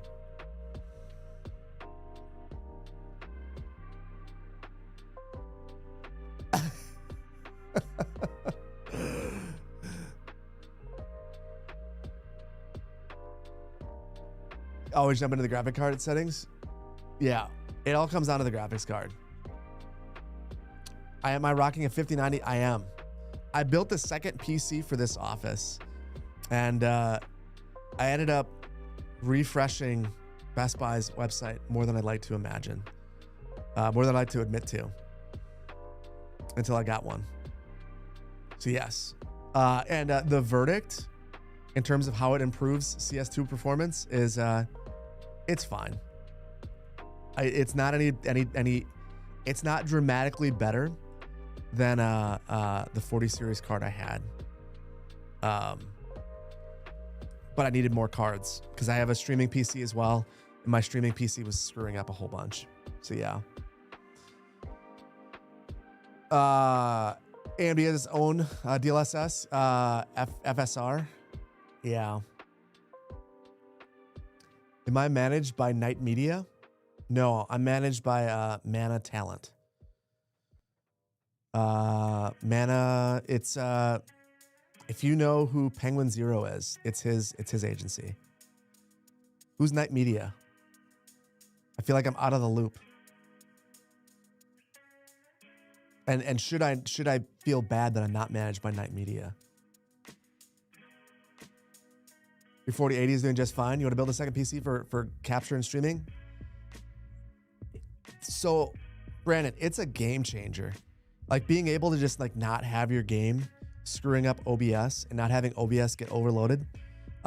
Particularly if you're streaming a lot, the streaming is the big thing.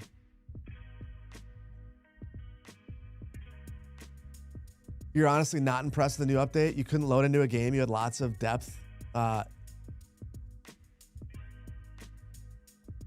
Listen, I will tell you that I'm also not impressed by the new update. More behind the scenes stuff. My game corrupted. I lost Segunda Beach. I was crashing nonstop. I was furious. That was amazing. I really had a great time with that. Thankfully, I was able to because I have so many saves. So you guys have seen this nightmare of saves. One of my Segunda Beach saves, I want to say, I had to delete it. Part 4. One of them got corrupted, and I lost. Basically, I tried to get sneaky, guys, and adjust a few things. Oh, we're gonna get to that.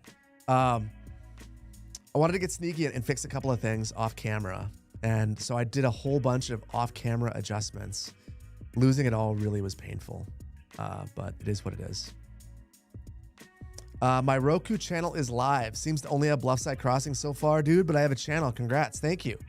Yes, that is a big thing. I actually told them, I was like, guys, you got to understand, Bluffside Crossing is like the oldest thing on the channel now. I don't think it's the best gateway into the channel anymore. So I told them to please do Magnolia County next. So I think that, I think Magnolia County will be the next thing on the Roku channel. Fingers crossed anyway.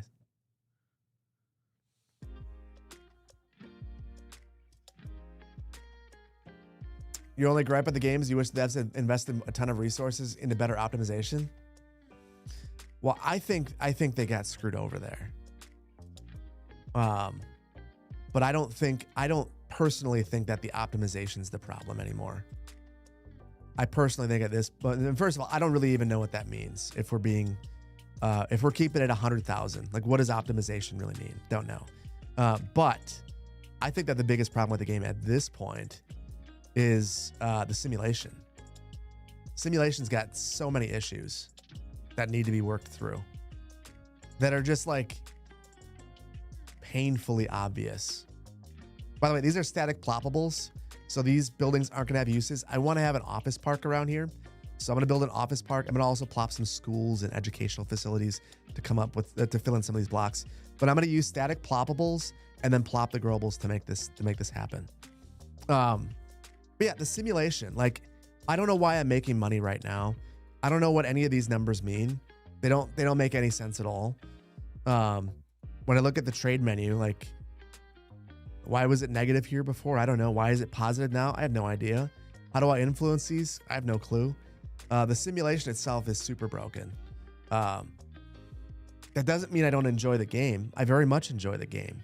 But what I was looking forward to with this game was the most advanced simulation ever, which is what they promised. So that's the part that, like, for me, I'm becoming more of a detailer by necessity, and I'm enjoying it more and more. But what I really wanted to play City Skylines 2 for was not to become a detailer. What I really wanted to do was play this really advanced simulation and solve traffic problems, and have the city grow based upon macroeconomics, which is kind of what they described. So that's not what they delivered, but that's what they described.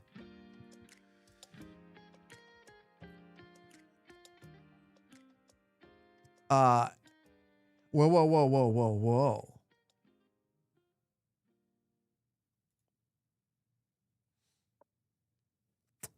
Have I gotten to town to city yet?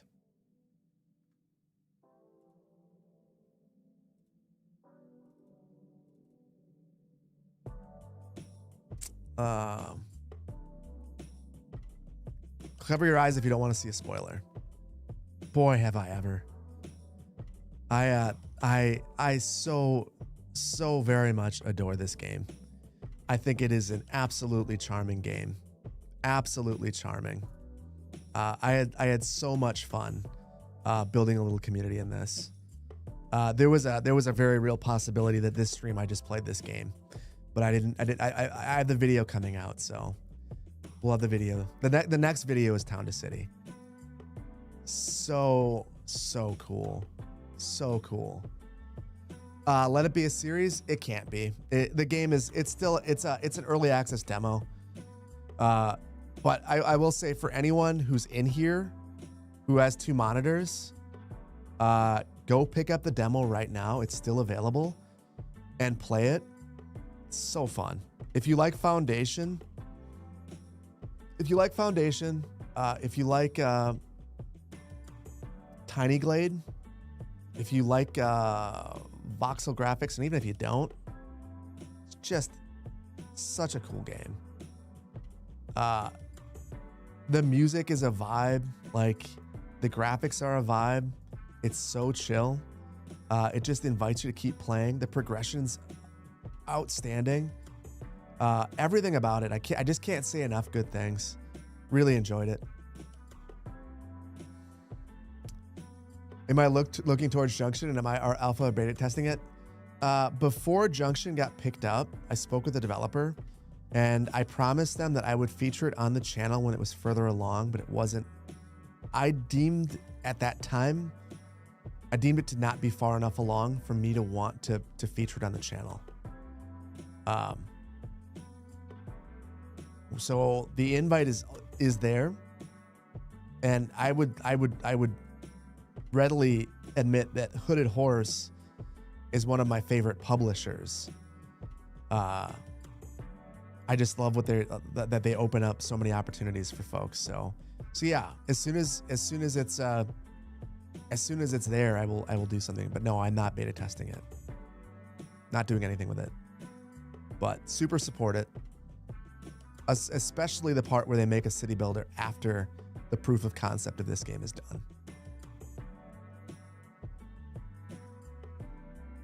Fair enough. Far enough along to showcase, unlike Town to City.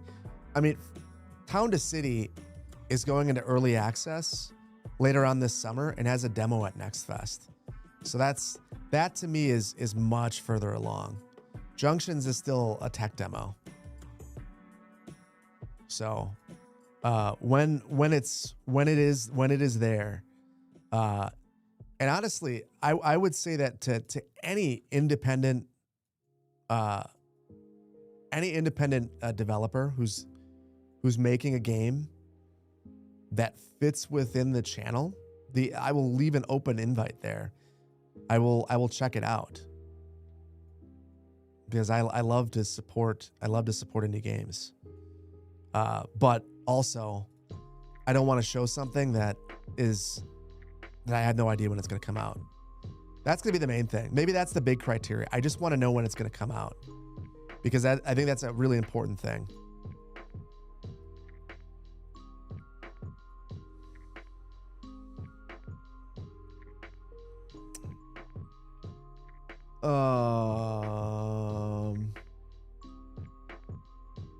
Any ideas on console? Asking that question, Grover Cleveland. First of all, welcome back. President Cleveland. I heard that Colossal Order just delayed it again by a week because we've asked the question. So we've just got to be patient at this point. I have no. Listen, you're the president. I would let you know if I could, but I can't. I can't, President Cleveland.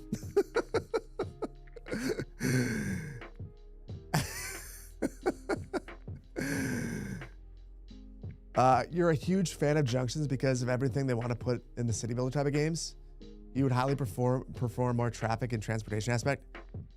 I completely agree.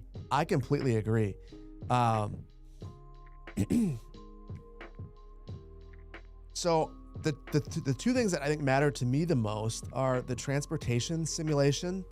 I want it to actually feel like I'm solving problems. One of my big criticisms in Skylines 2 is that I think Skylines 1 nailed is in Skylines 1, it felt like there were transportation puzzles that you had to solve. And when you solved them, it was just really gratifying. Like it felt like I think it's the reason why Biffa's channel for the city fixes were and is as fun to watch as it is, because it's like watching someone solve a complex puzzle. And when you do that yourself, it's really satisfying. And even though the traffic problems in Skylines 1 were oftentimes just nonsense, like you're having a death wave and everyone's stuck, and as a result, whatever, don't care. Still a lot of fun. I feel like in Skylines 2, one of the issues is that the traffic problems dissipate like they do in the real world, which just isn't as fun in a game. Which might sound silly and like gamer complainery, but it is. It's just the truth. It's just the truth. So I hope that they figure something out for that, because that is like a thing. And that's where I think Junctions is leaning into in a way that I think could be really interesting. Especially as it relates to alternative transportation. I feel like it's very obvious that alternative transportation has always been an afterthought in the Skylines series generally, in terms of how unrealistically it handles even pedestrianism. Like people are just willing to walk forever. And in reality, people only choose that if the incentives are there and if the designs are good. So yeah. And climate also matters too, obviously. Good evening, Goat. Good evening, Goat, to yourself. Thank you for being here. Thank you for being here.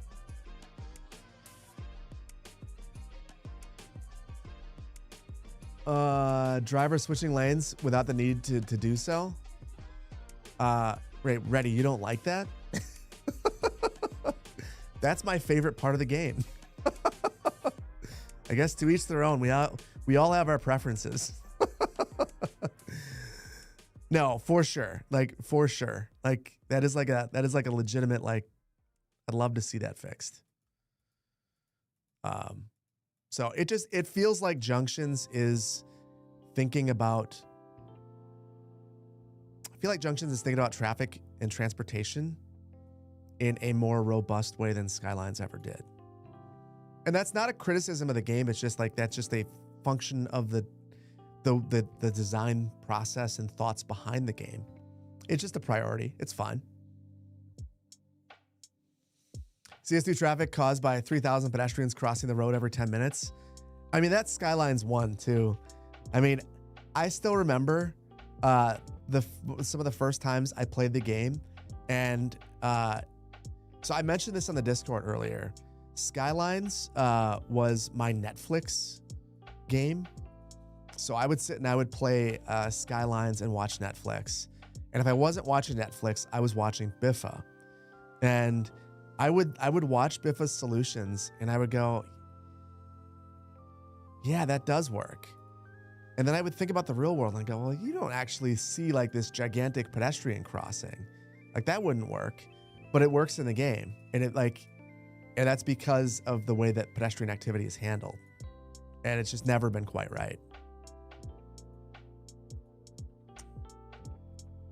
But that is the way it is. That is the way it is. Got to do what you got to do. Especially when you accidentally bulldoze a skyscraper. That's the most fun part of the game. So I will admit, that's one of the things that I think that the ability to crush your city in funny ways, I hope they bring that back at some point. The skyscraper is like the closest we can get to it right now. But I want to inadvertently have a stream where there's a tsunami again.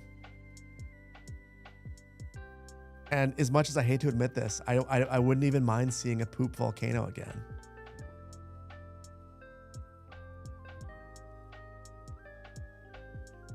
Do I watch F1? I do not. I was never really a big car guy. It's probably not surprising.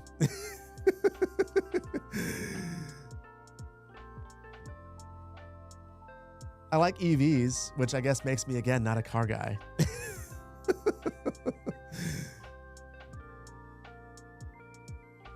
The problem with Skylines 1 and 2 is too much agent-based and sometimes not enough, and it aspires to be a large-scale simulation.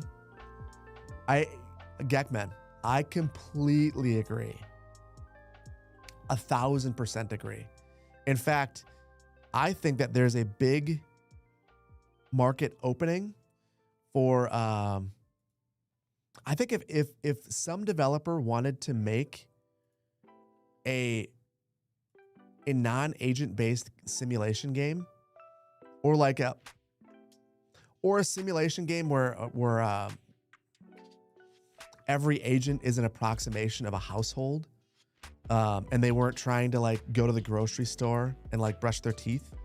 Like, I think that they could have a really compelling game. I think that is really what is missing from the genre generally. So I 1,000% agree. I'm plopping in some of these office blocks so that we have some office. I'm not going to add parking as a part of this. I'm going to add that. These are office mixed with residential. We are in Europe after all. And it's the right thing to do.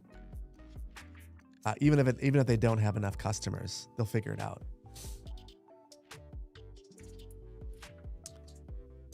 I showcased, hold on. I showcased a modern city building game a few streams ago that looked ultra realistic, and you believe it was in development with Q4 potential. What game was that? It is City State Metropolis. And I will tell you what, Out of all the games I'm excited about, that's the number one. I have no idea if it's actually going anywhere. I haven't seen the developer put up a dev blog in a while. They were talking about releasing videos of their game. If I talked about the open invite for things, the openest of invites is to the developer of that game. If they want their game, basically, if they want me to show the game to a broader audience, I am super down. I will gladly take a look at the game and play it on the channel, because I think it seems like the coolest of games, and I appreciate independent developers, like I've said.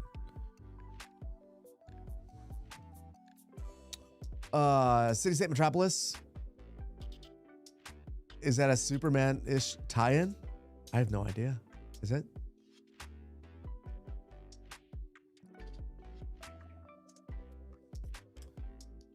You feel like more of the region packs should have done Office? I agree. I also, it's difficult for me to complain about the region packs because we got them for free. And they just enabled so many different types of cities. But I agree. I would love it if they would revisit. Like, there's nothing that inherently to me about this building says this is a residential building, outside of the fact that I don't have, dang it. I don't have I used the wrong static ploppable. So I need a storefront.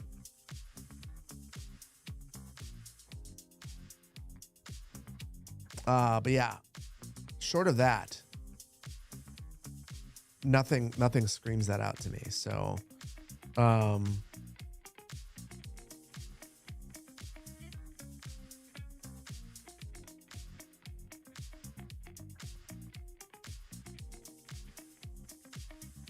shoot.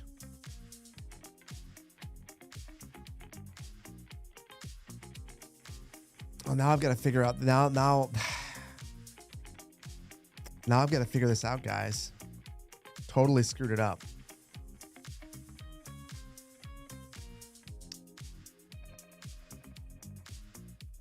I have no idea where they are.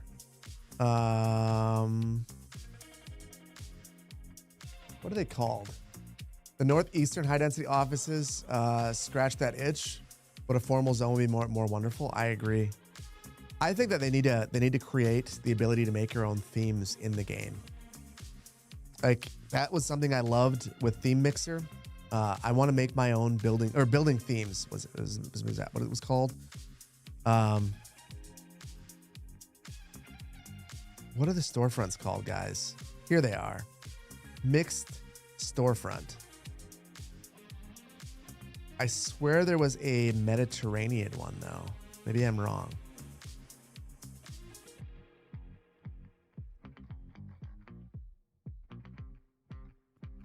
Either way, I can go for something like this.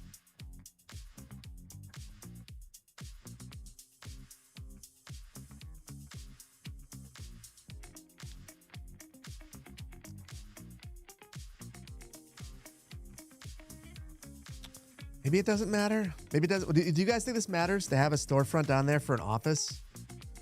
What do you guys think? You wish the region packs were actually free DLCs, not mods? Me too. Me too. I will say that I learned this the hard way. I wanted to learn GeForce Now, or I wanted to try it out, and you can use GeForce Now for an hour for free. No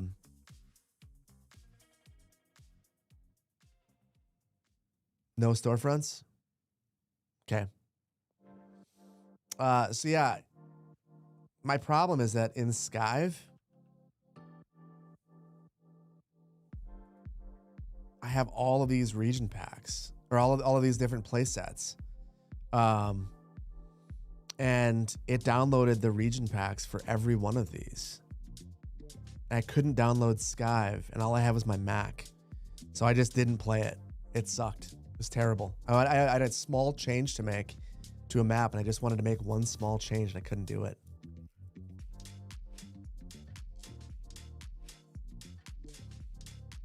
In Spain, most offices have storefronts, at least near the city center. I don't know that this is the city center. You know what? How about I do a mix?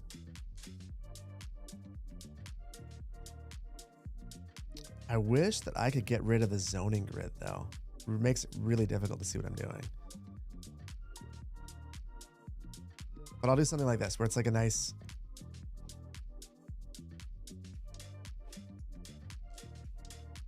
mix of them. Maybe I won't do it for all.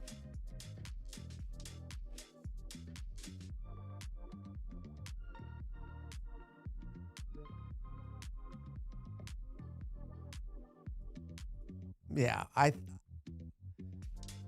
think that looks a lot better. I think it makes it look more like an office. Obviously, I don't like all the signs. But those are easy enough to get rid of. Yeah, that's the vibe. We have to have that. It looks bad without it. Does that actually zone commercial? No, I plopped in office actually. So this is actually a mixed office and commercial block. So when I look at this, I have 7 households and 12 employees. Electronic software studios in here. So this is a mix of apartments, and at the bottom it'd be an office. So super cool. Super cool. Although the office bug is still in here. Someone made a mod that fixes it. I'm not sure if that mod is why I got corrupted or not. Just to give you guys a heads up, there is a mod that purports to fix it, but I tried it and I got corrupted, and I'm not sure. I don't know if it was happenstance or the mod that did it. I don't know if it's the update. I've heard people saying that the recent update was the reason they've had corrupted saves. But I've been reluctant to try it ever since. So yeah, I guess your mileage may vary, but that mod is out there. So all of these offices will break, which super sucks. Super sucks. Don't really know any other way to put it.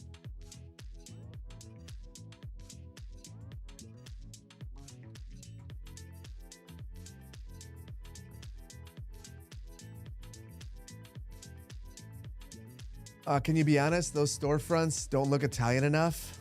I know. I don't think I have any better options. Because if we look at all of these, God, some of these buildings are so pretty, but there's no storefronts. So I think I didn't do it over here. So I could just ignore it, but yeah, I don't know. This is probably the best I've got, unfortunately. It's not great. It definitely looks Nordic to me. Quick question: Do I make the music I use? No, I purchase it. I have 2 producers that I predominantly work with. There was a producer that I've worked with in the past.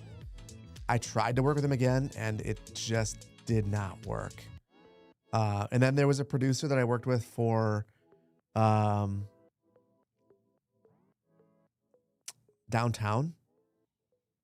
I wish that I could work with him again. Brilliant guy out of Georgia, the country, not the state. And one of the most talented musicians that I've ever worked with. That the primary creator of Master Plan music. His name is Nick. He's Ukrainian, and he is a wizard. I love working with Nick. We'll continue working with Nick as long as Nick wants to keep making music. That's a good reminder that he delivered the next album already, and I did not listen to it yet. Do you guys want to listen to the new one? What's my favorite album? I've got two favorites. Support is probably my favorite. I think that Nick wrote that one.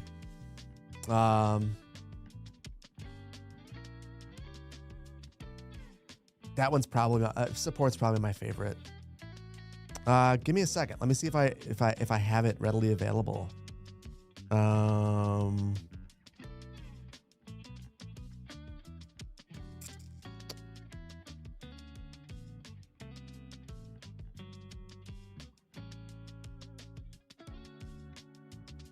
If I don't, I can get it momentarily. And you guys will be guinea pigs. Because I'm supposed to be listening to it anyway.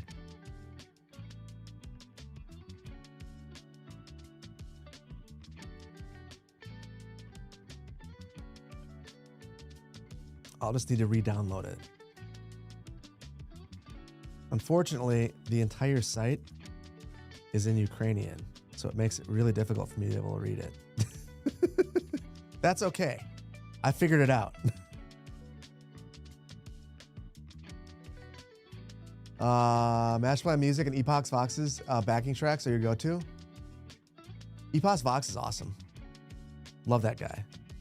That's one of the channels I go to is like for any him and Nutty are like the goats of that. Nutty for all my streaming stuff. But I like Addy a lot. Probably means absolutely nothing to people who aren't in this space. But just a good dude. Almost done downloading, and then I'll put it on.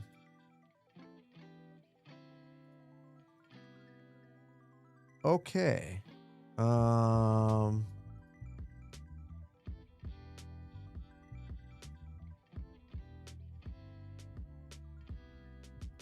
Give me a second, guys. I need to remember how in Spotify to play local tracks.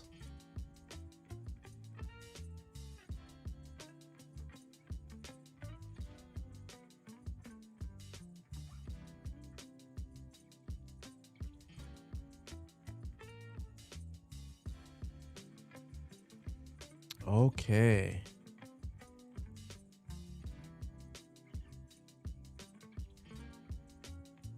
Well, I think I've got to stop the music to make it happen. Give me a second, guys.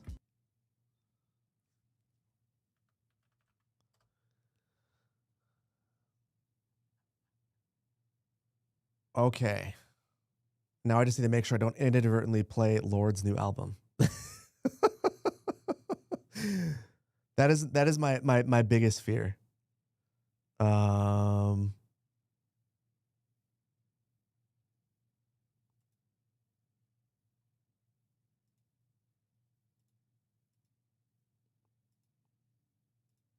Oh, I'm an idiot. I didn't unzip it, and that's why I can't find it. So yeah, I'm a genius. Sorry, guys. Bear with me. Bear with me. Spotify makes managing local files as difficult as humanly possible. There we go.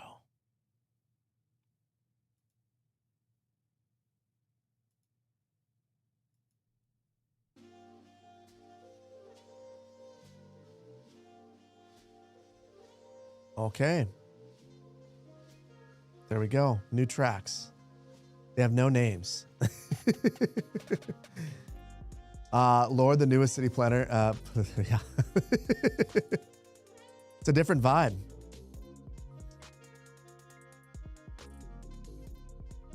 The new Lord album is so good. I haven't listened to Lord in a long time. I should check it out. I will definitely do that. I'm also, you know what?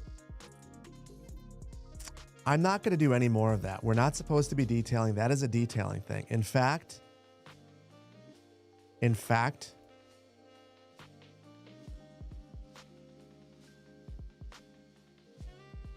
the next stream, we can worry about all that.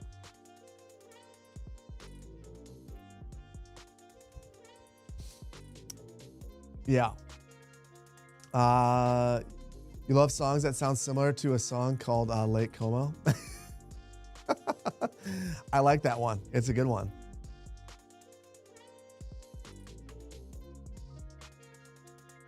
Fresh tunes will definitely give your future videos a fresh vibe. Yeah, I need to mix up the tracks a bit more. I will admit that I have tracks that are my favorite to edit to, and I end up using those tracks more than all others. Some tracks I just really like too. So there's a bit of personal bias, and I need to break from that a little bit. I feel like I've been falling into the trap of just like playing the same couple of tracks over and over and over and over again. Okay. God, please. There is no Mediterranean fire station, which is unfortunate. But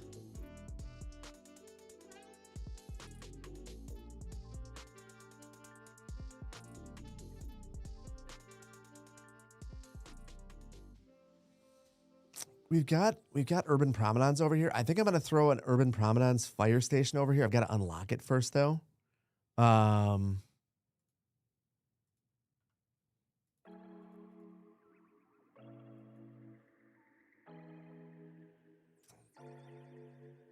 Is this a tiny one though?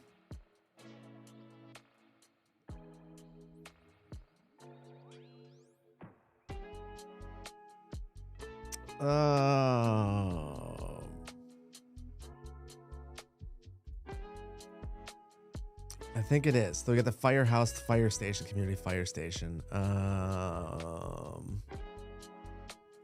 let's see.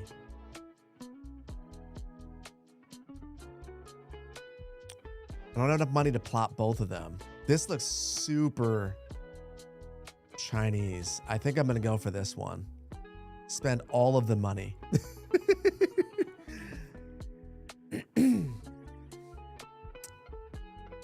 Is that why I use the same track every brief city tour? I don't use the same track.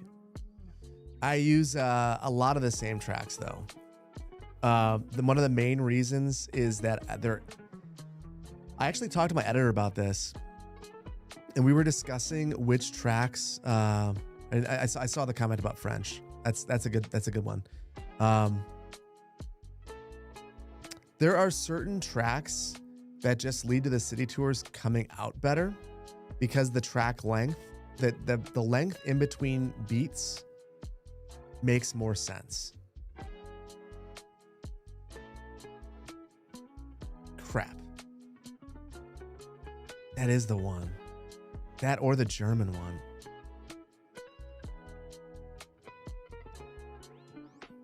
You guys see nothing. You guys see nothing. You guys see nothing. Don't pay attention. Don't pay attention. You saw nothing.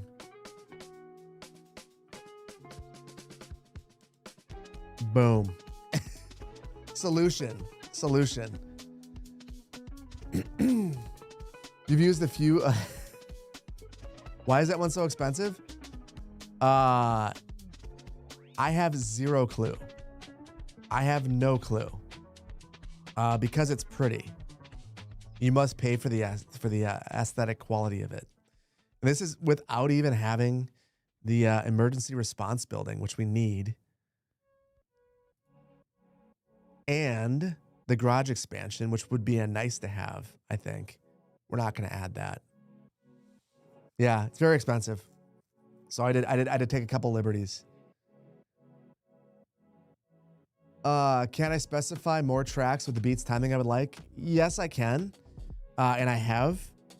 In fact, the most recent album was supposed to be more of those, and there are more of them. The challenging thing is I sometimes just feel it when I'm editing. And some of the tracks are just easier for me to edit to. So even if the beat's right, even if the beats per minute is right, sometimes it just doesn't. I don't know how to describe it. Some of the tracks just work better. And when that's the case, I just know it. And I end up gravitating towards those tracks, for better or for worse.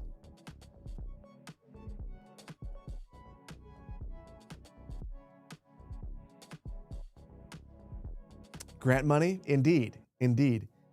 New Dresden just received a massive infrastructure grant. Exactly. It's not unrealistic. It's a government subsidy, the way that they're meant to be. It's the actual government subsidies, the ones that we always deserve to have in the game.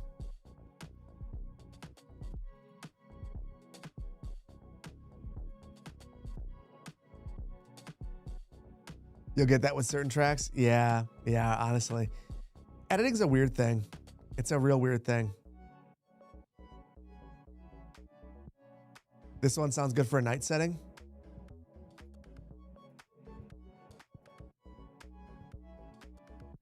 We'll build at night for a while.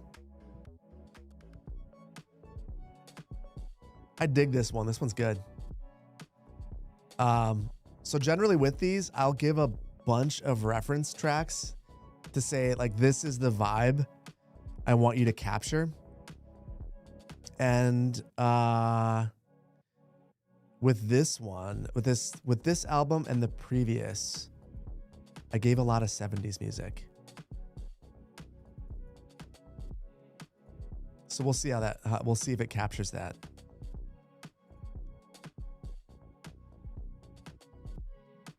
Honestly, my playlists and kibitz are your favorites to play. Kibitz makes his own music though. I'm pretty sure. And so good. I love Kibitz loading or his stream starting song. It's kind of a banger.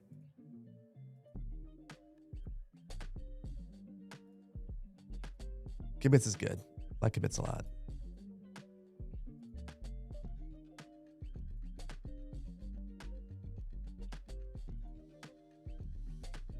What PC specs should you be looking at to run the game at high settings? Max graphics.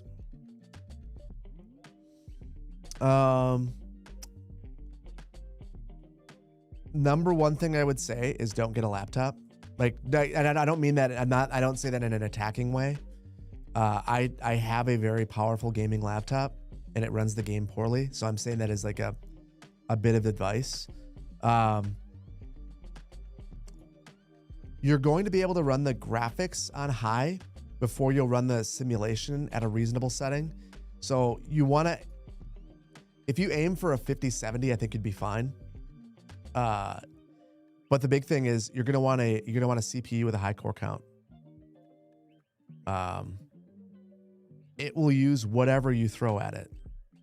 So getting a high core count CPU is going to be the big thing. Because the last thing you want is the game to look beautiful and the simulation to run at 1x. That sucks. So that's the big thing. I wish I could change the color. I don't know if I'm guessing I can't. Oh, I can change the color of things on this?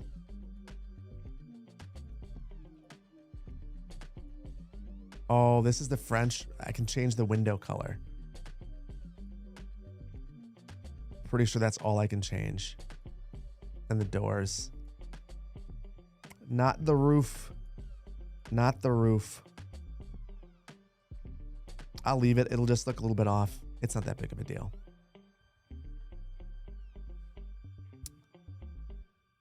That's what you always have to deal with on your computer, your laptop, JD. Can't even run CS2. You can't. It looks like dog water. The biggest thing, if you turn off, there is a setting that makes the game look like Minecraft, but like not in a good way. It's dynamic resolution. It is an absolute garbage setting. No one should run that setting. You should drop your resolution before you run with that setting. It's terrible. I don't know why it's an option. Crossfade's fine. Crossfade swaps between LODs. Although the last update to the game changed the way that it handles LODs, and it's not great. It's not great. I will readily admit that. Like one of the things I know a lot of people, and I don't know if I have any around here, maybe over here.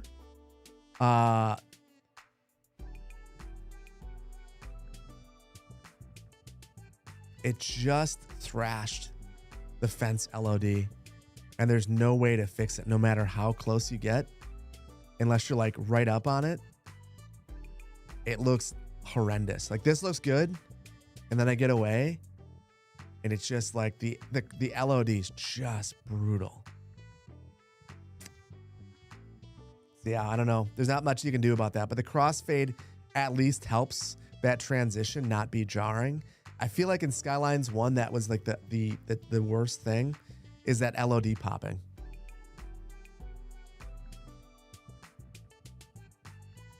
Polish Tech, desktop CPUs will run the game better than laptops, but it's the other thing is, and I hate that NVIDIA does this, but NVIDIA, however you want to say it, you could get a 5090 GPU in your laptop, and it is not a 5090. It's not a 5090. It's fake. They purposely have confusing naming conventions so that you buy it thinking that you bought a 5090. You didn't buy a 5090. You bought something else. Some of the LEDs in the southwest, northeast high-density buildings are horrible. They look like triangles from a distance. Yeah. I noticed that. I don't know how visible it is here. So I worked on Germany for the region pack guide yesterday, and I was really struggling. Germany, I think, is a little bit better. UK. You can't tell in this because of the resolution, but all the LODs are broken for the UK region pack because of how big it was, where I had to zoom out. Just looks terrible. And with all my older guides, the LODs are just much cleaner and more crisp. This one's also zoomed out for the Eastern Europe pack. It just looks a ton better. I don't know what they did, but it destroyed the LODs, and I hope they revert it. Some of these end up looking like just nonsense when you get not too far away. But the crossfading helps. I don't know. It's bad. It's not good. It's not good. Laptop 5090 is basically a low clock desktop 5080. Yeah. Well, so I don't know the exact. Is that basically what it is? Often sarcastic.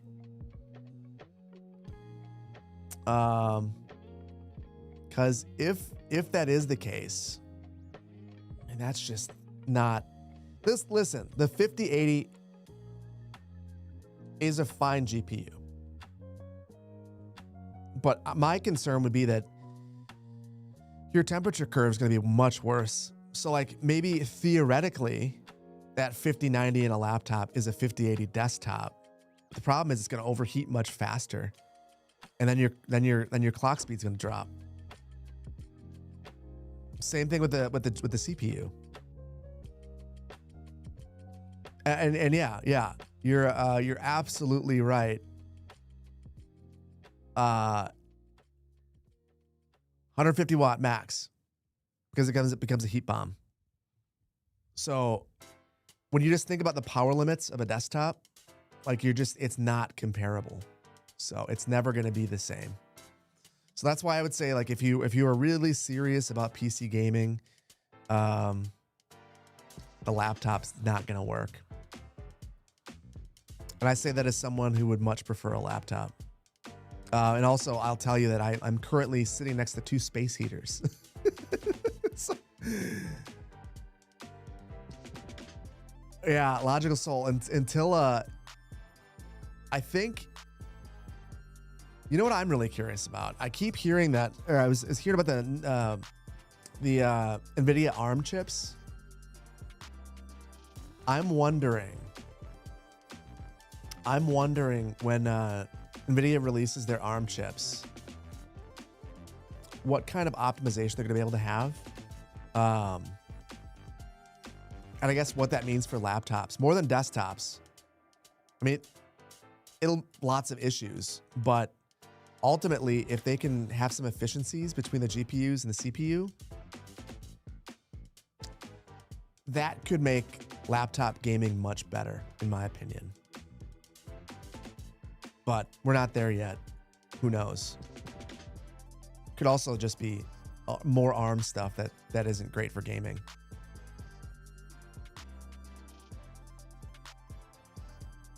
Your 3080 heats your office by 5 to 10 degrees easily.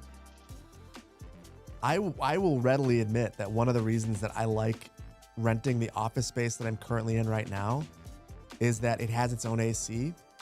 And because of that, I have my thermostat. Hold on, let me look at it. So it's normally set to 67. So I get in the morning and it's 67. By the time I leave, it's like 74, all in Fahrenheit. But basically, hold on. Okay, C to F. So I get in, and it's 67 or 19.44. And then I raise it up to like 74, 75 by having my PCs running. So it is significantly better than it would be at home. At home, when I stream at night, by the end of a stream, it gets to like 80 degrees Fahrenheit. So it gets very intense very quickly.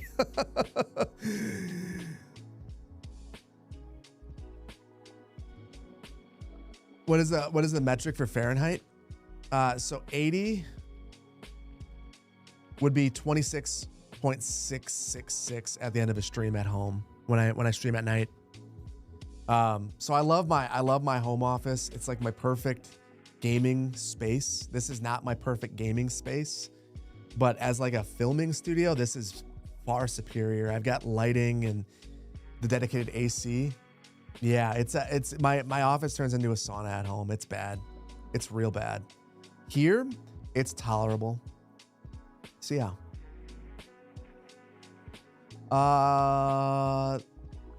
The Create Outdoors.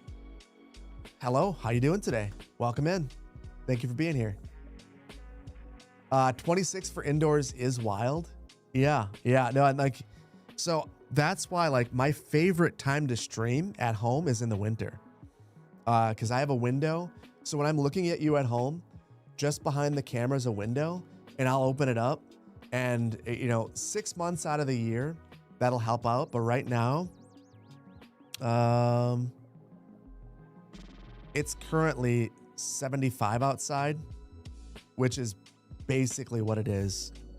So it's basically 23.9 outside, and it's about that in here. And it's been recently, over the last couple of days, it's been 35 Celsius outside every single day, plus humidity. It's made it feel, actually, it's felt some of the days like 43 Celsius. It's been brutal. I don't know how to explain how hot it's been, short of saying it's been deadly to go outside some of the days.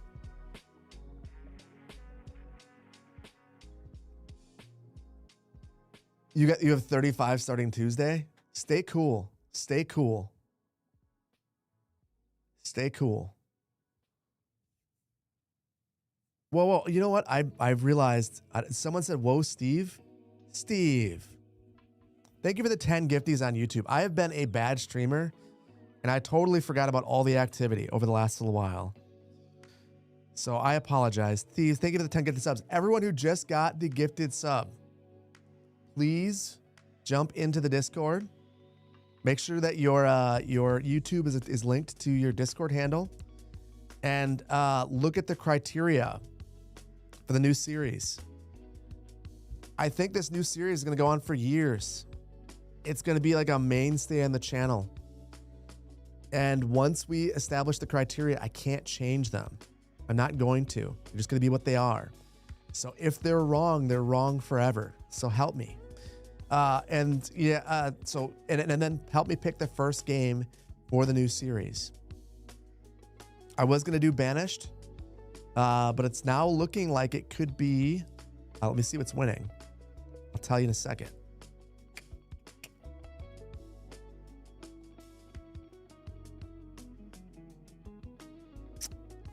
Timberborn has 6 votes. SimCity 4 has 12. Frostpunk has 7. He said no repeats, guys, has 5. The ability to read has 12. So yeah, there's a lot of votes. But not so many that it's that you couldn't influence it. Oh, the original SimCity has 6. Well, I kind of like that idea. Anyway, jump in there if you just got the gifted sub and vote. U10 could tip a game over the edge, and you'll influence the video I make. So, it doesn't take many, not in City Hall. Slip Repeat, thank you for the Prime. Choo Chat. Choo, thank you for the Prime for 4 months. The Real Tangy Pop, thank you for the tier 1 for 2 months. Mystical, thank you so much for giving Yumble the gifted sub. Yumble, hop on in and vote yourself if you're still here. Accordions, thank you for 3 months of Prime. 4 years ago, you stumbled across my content as an undecided college student. You're now entering your final year of an accelerated urban planner's master's degree, specializing in planning for heat. Just want to say thank you. You truly do not know what you'd be doing if it weren't for the channel. Much love from Tucson. That means a lot to me. Accordions, thank you so much. Good luck on your final year. Super cool. Honestly, like, I miss planning as my day job sometimes, but I also think that stuff like that means a lot because that means I'm doing something still that's impactful. So thank you. Missile, thank you so much for the 5 gifted subs. Seriously, that's super generous of you. I'm sorry that I missed it. It's an hour ago. Sins Arcade, thank you for the super chat. Love you, Phil. Please don't hate vanilla so much. Vanilla wizards exist. They do. I don't hate vanilla. I want to love vanilla. I want them to make vanilla so good I don't need mods. I love the modders, but I want the modders to give things that the vanilla game should. I feel like the vanilla game, I feel like modders have been giving both City Skylines 1 and 2 features that the vanilla game should have. And I'm frustrated that so much core functionality is being left to the community to create. I feel like they need to listen to the community and give features that people want. Move It is a feature that people want. I just feel like I played Town to City and it has Move It. Come on. They need to fix simulation. I agree. But I just feel like there are so many things that are like modded into the game that are just like the ability to adjust the transparency of the zoning tiles is an accessibility feature, for crying out loud. The ability to set colorblind modes is an accessibility feature. Why is that not part of the vanilla game? Like, these are things being modded in that should just be in the vanilla game. And the problem is, every time something like that is modded in, they break every time there's a game update. I want to be a vanilla player. I don't want to play a modded game. Hi, just wondering why I abandoned the U.S. state of Jefferson as the home of Verde Segunda Beach. Because I forgot about it. And at one point during Segunda Beach, Verde Beach, I made it Califlorida. And I don't know why I did that, but now I feel like I can't leave it. Thank you for the 8 months of Prime, the Hambodian. Fargan, thank you for the Prime. Appreciate you. John D. Sauce, thank you for the 7 months of Prime. And the Lucky Ant, thank you so much for the 9 months of Prime. Nothing like being homesick from work and nothing like being homesick from work and catching a surprise stream. Hey, BH, hopefully you're doing well. Can we give BH some hearts? Get well.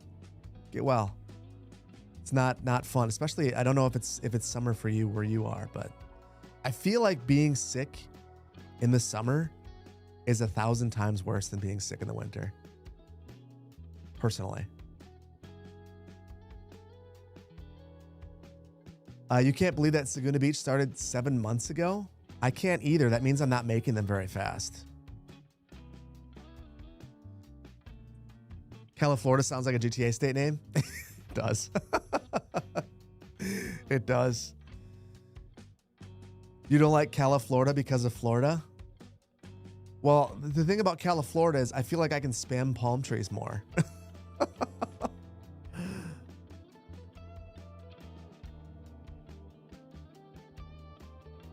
You do because you're drawing the characters? That is true. For anyone who doesn't know, I get asked this question more than almost any other. Well, there are two questions I get asked the most. Number one, I get asked who draws all of the artwork. Thankfully, Medora. So I used to get asked all the time, like, I used to be accused. They're like, don't take this in the wrong way. I don't know if it's a good thing or a bad thing. So for Saguna Beach, no accusations, not even one of it being AI art. For Magnolia County, for whatever reason, people are like, stop with the AI art. It's like, no, you don't understand. We actually have a community member, someone who's like an active participant in the community, who's awesome, who does all of this amazing artwork. It's kind of rude to assume that it's AI, because it's for sure not.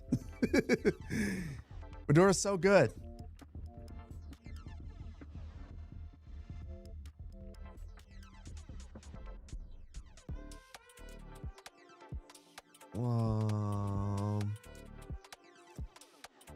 You have to teach me about biodiversity and how I can make plants look more natural in my builds.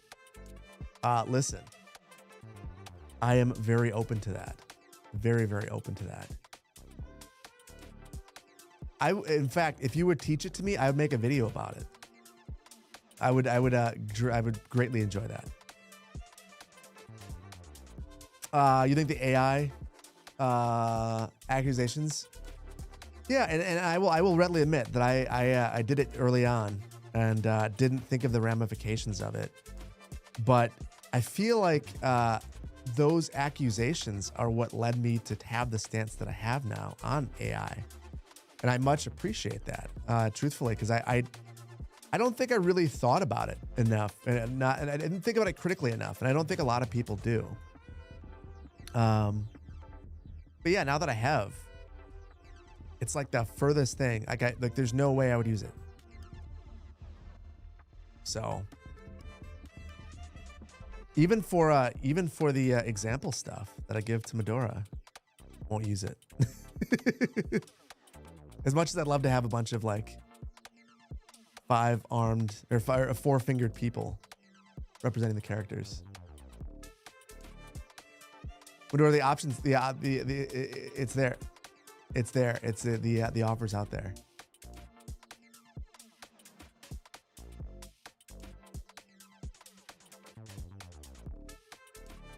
Unless Medora is using the AI. Listen, maybe Medora is AI.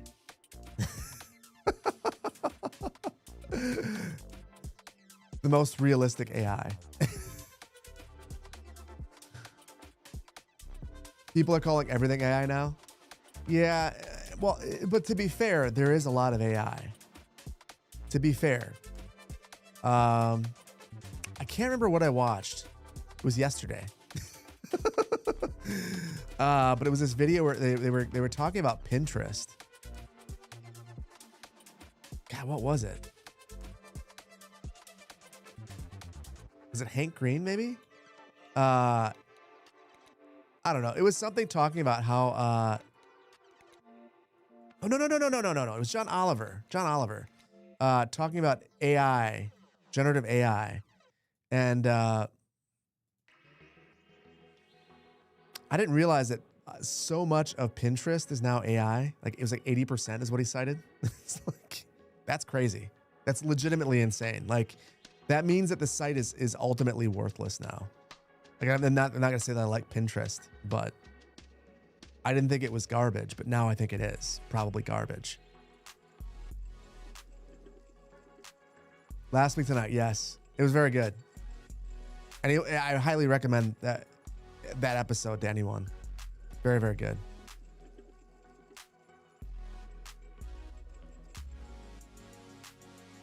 Strangely, you've never used Pinterest because you thought people were reposting art and not sourcing it. Now it's even worse.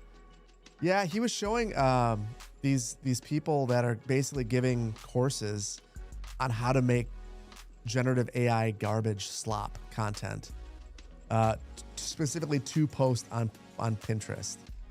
And it sucks. Like these places are supposed to be outlets for creativity. Even if like, I didn't realize that people, I mean, it makes sense when you say it, that people are stealing content and putting it on Pinterest.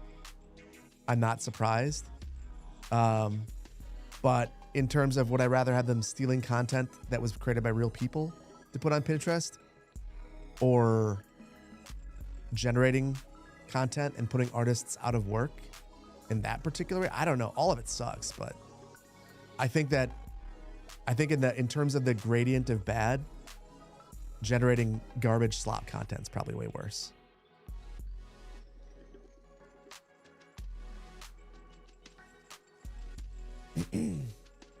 Also, a lot of unnecessary censorship on there. I'll be honest. Okay. If you're a Pinterest fan, don't hate me for this.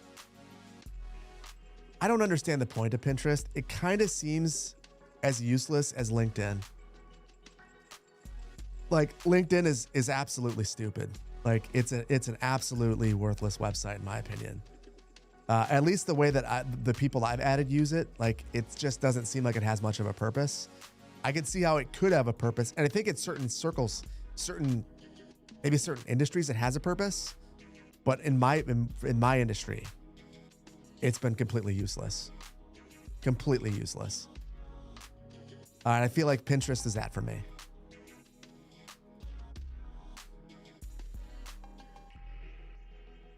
You use the AI voice generator in videos? So I did that and I got yelled at. I didn't use AI. I used the what was it? I used the in-game voice. I still think it's one of the funnier things I've done with AI. But someone pointed out in the comments that I didn't pay the voice actor who initially voiced that.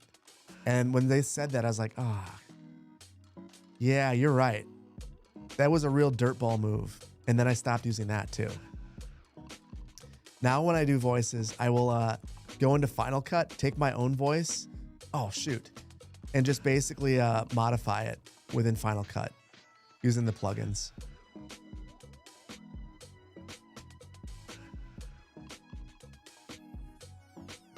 Still own my, yeah, well, yeah, it's true.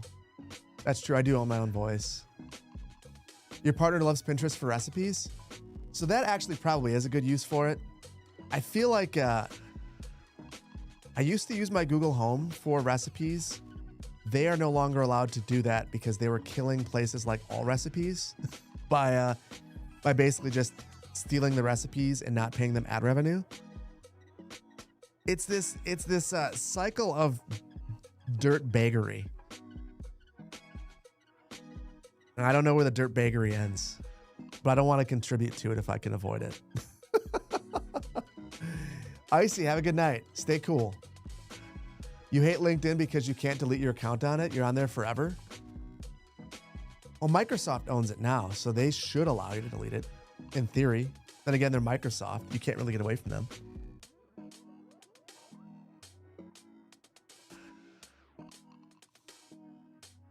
You hate looking up dinner ideas?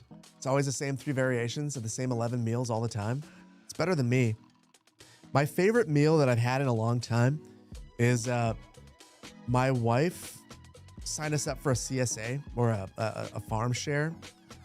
And she just took all the different vegetables and turned it into a stir fry. Just like random vegetables, threw it in there, and we got some chicken. And it's so simple, it's so good, and it didn't have a recipe. And I feel like that's what made it great. Sometimes you just need that simple stuff. Use YouTube for recipes? That is a good idea. Good idea. Kind of tough to pull off a posh yet emotionally cold British woman.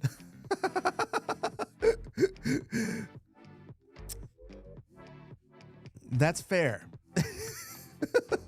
You have kind of a deep voice too, Brandon. So yeah, that's not gonna work for you. But so I think that especially if you're using, like, I don't know if you're using like 11 Labs or something. I do feel like if you're using the voices that they have, maybe this is a dumb assumption on my behalf, but I assume that they've paid the actors that they've worked with to make those voices. It's like that default, the default Twitch voice, not Twitch, the default TikTok voice.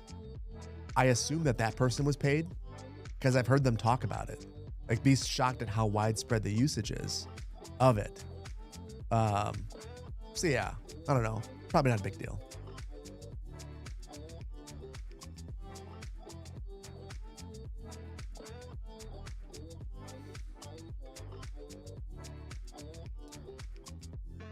You'd be surprised how easy it is to find voices who do not wish to be paid. You probably should take a look into it. I don't know how other people feel about this, but it's been a thing for me. Anyone that I've worked with, even if they don't want to be paid, I still force them to be paid, because if I'm making money on something, I feel like you should as well. It's really easy to take advantage of people. And I don't know if you feel the same way, Vainglorious, but for me, it's kind of a moral stance. Like, I would rather, and like, that you might not agree with this, if the choice were between AI and donated voice talent, I would choose the AI. And my stance has just been like, I'll just pay. Like, even if it's you read a couple lines for me and I give you a couple bucks or a Steam gift card or whatever, I would much rather do that. That also limits the amount of time that I can do it. But that's just, for me, I don't want to take advantage of people. So it's tough.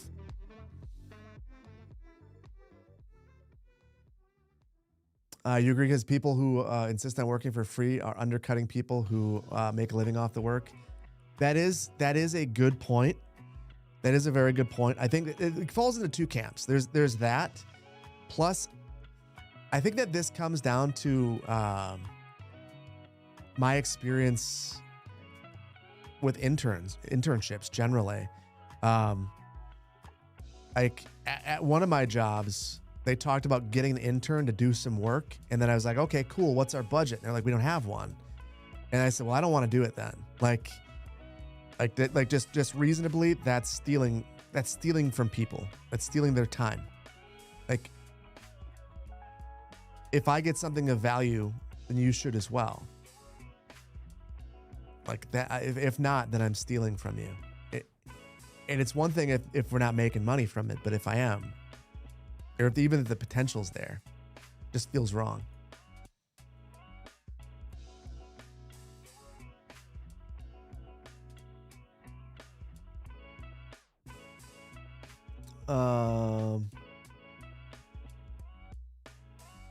Wait. What is this? Something nefarious. If I throw a giant banner for Twitch Turbo after 4 months of ads one more time. Oh, that's not for me.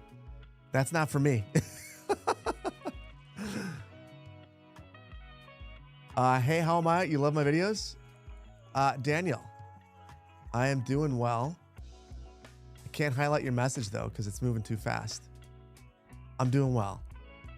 Thank you for the kind words about the videos. Appreciate that.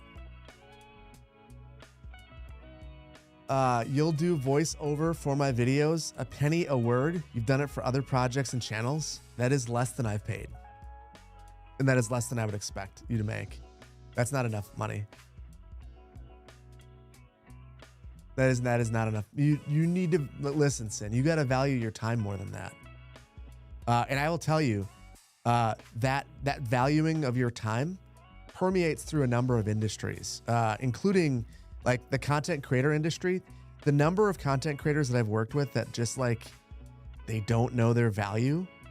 And as a result, like they'll accept the brand deal and they'll take 1/3 of what they should make. You got to know your value. I get it. It's tough to break into things, but you're worth more than that.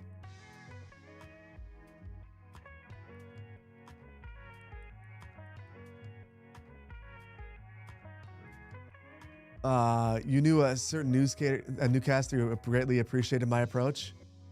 Gotta bring that back. It's been a minute.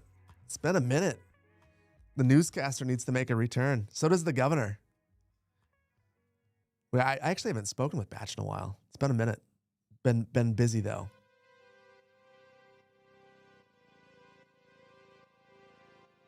You'd be happy. So here's the thing about voiceover work. My schedule is a mess.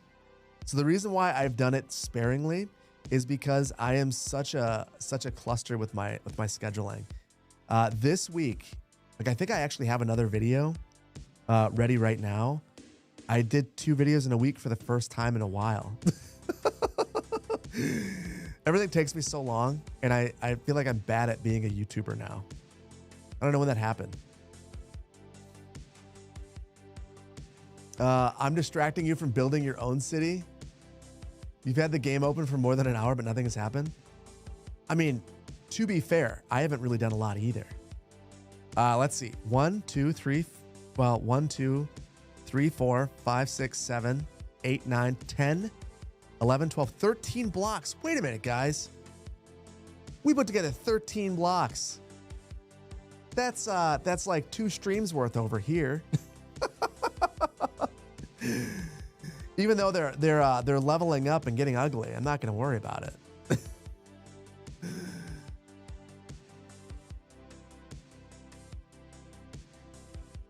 You ready to crash out something nefarious? There's no warning that it's the same 3 ads every dang time. Then Twitch has the nerve to cover like half of the stream.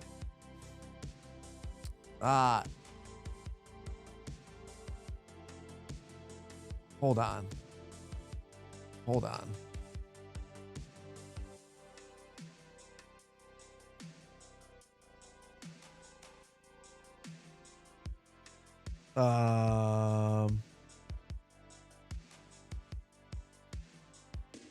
Wait. Something nefarious.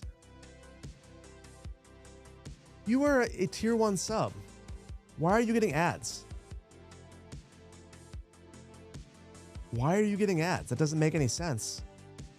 You're not supposed to be seeing ads.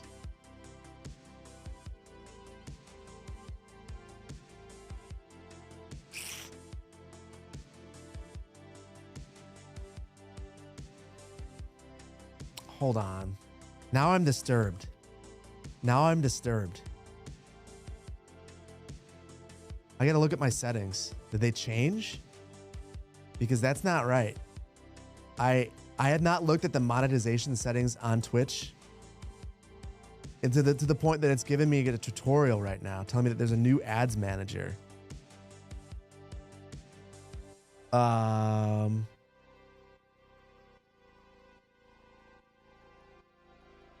Got pre-rolls disabled, pre-roll notifications.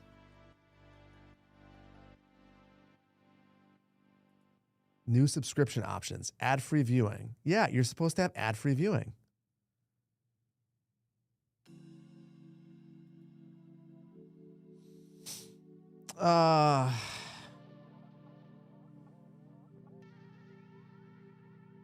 If you're seeing ads, I don't know what's going on. You're not supposed to be. And I apologize.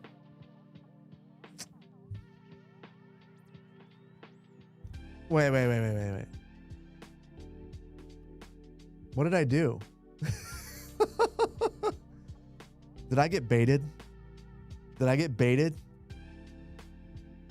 I think I got baited. Oh. So, Vainglorious. The funny thing is, I was trying to gift something nefarious. I was trying to give something nefarious a subscription. And yeah, look up at chat. No, I was looking at my back-end subsystem. So I was going to give you a tier 1. And then I click on it and I could see it there. And I probably should have just said, Vainglorious Gaming, thank you for gifting something nefarious, a tier 1. Just like Redker, thank you for the 12 months of Prime, a year. Midnight, thank you for the biddies. Really like to hear that the channel doesn't use AI anymore. You stopped watching years ago when the AI portrait started because you're against AI. Happy to support the channel again with human created art. Happy that you clicked on the stream so you can catch up to what you've been missing. Yes, we stopped that a long time ago. Every drawing in Magnolia County, 49 episodes, hand drawn. All 14 of Saguna Beach, hand drawn. We got more art in the way. Old Worm, thank you so much for the 8 months of Prime. And Big Glorious, thank you for the gift for gifting that. I completely missed that. I'm sorry. I was looking into it. Quality, yeah, I was looking into it. I do think that if you're subscribed, this is something that I was in monetization committees at YouTube, which is super cool for them to invite me into that. But I said that I firmly believe that for YouTube memberships, they should get ad-free viewing as well. And I told the YouTube that it's the primary reason why I have Vimeo, is I feel like if you're going to subscribe to my channel on YouTube, you should be able to watch all the videos ad-free. Now, there is a way that I could make it happen manually. I could disable ads while I go early access and then try to remember to re-enable them when it goes into the full version, but they won't natively do it. And it drives me crazy. It's super cool that Twitch does that. So yeah, if it wasn't working, I was going to be super sad. Means a lot. New merch drop soon. I'm catching up on things. There are so many things that I've been delaying. And I think what I realized this week, first of all, the demonetization thing happened, and that like gave me all this motivation to do things. But the other big thing is that it made me really think about the channel kind of more broadly. And I think I've just been like,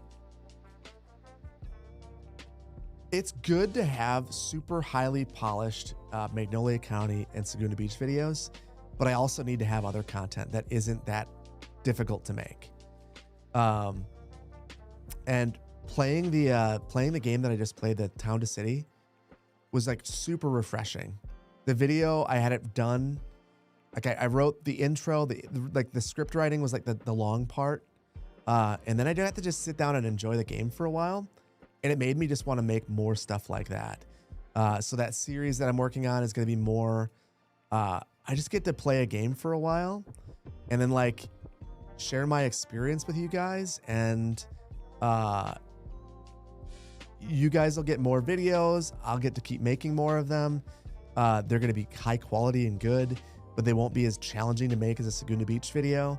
And now there won't be as much time in between them because I can still do this other stuff while I'm working on Saguna Beach and Magnolia County, which like just admittedly, like I work on one of those videos and it takes me so long. Every part of it does. So yeah. Town to City series in the future. I don't know if it'll be a series kind of game. For me, maybe a short one. But I at one point, like Foundation was supposed to be a longer series and I got away from it. That was a huge mistake. Huge mistake. Because those videos were really fun for me to make and they were really quick for me to make. And I need to do more of those. Same thing with Workers and Resources. The number one comment that I've been getting recently is, when are you going to do a Workers and Resources series? I need to, because Workers and Resources, I don't know what I'm doing. And that made it so much more fun for me to play. People's expectations were low in terms of like coming to me for the best, most optimized playthrough. But I think it came through that I was just having a good time and just having fun. So yeah, I need to bring more of those back and make it 50-50 skylines to other stuff, I think. Such a good vibe. Still waiting for more Foundation.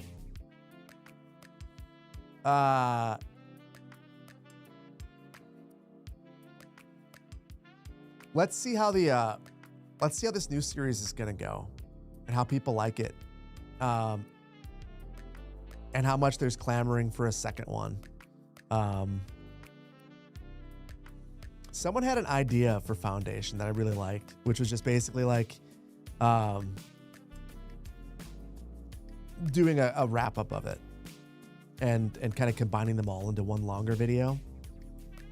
And I kind of like the idea of that because as stupid as it sounds, the most popular video on the entire channel last year was when I took 6 Manor Lords videos and turned it into one. That is the most popular video. It might be one of the most popular videos ever on the channel, which says a lot about the state of YouTube and, you know, people's viewing habits. But being able to sit down and just watch something in a sitting and have someone edit it into a cohesive, longer video seems to be a positive thing. And you can't do that if you don't finish a series. Timberborn is an easy series. The problem with Timberborn is I'm not that good at it relative to other people. Like I feel like I watch other people's series and I go, wow, this is amazing. So many great ideas. I want to watch a Vainglorious gaming series on Timberborn. I want to watch Biffa's, and I want to watch, who's that other guy that you guys mentioned that was just so good? Mentioned in the Discord.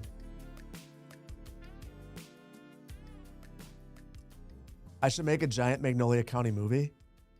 The funny thing is, I thought about doing that. So, a little behind the scenes. Verde Beach. I was like, you know what? Verde Beach is super lightly edited. I'm going to edit Verde Beach into what I was going to do is it was going to end up being, with the amount of footage, a 4-part movie that would be like 28 hours long. something stupid like that, or like 32 hours long. But I lost some of the footage and I couldn't edit it because I wanted to, if I was going to do it, I was going to like edit it like I'd edit the videos now and just like let my editor do that when time allowed, but it didn't work. That's actually why I got my Synology, which I would never buy again. Because I had a TrueNAS and it blew up and I lost Verde Beach. Makes me super sad.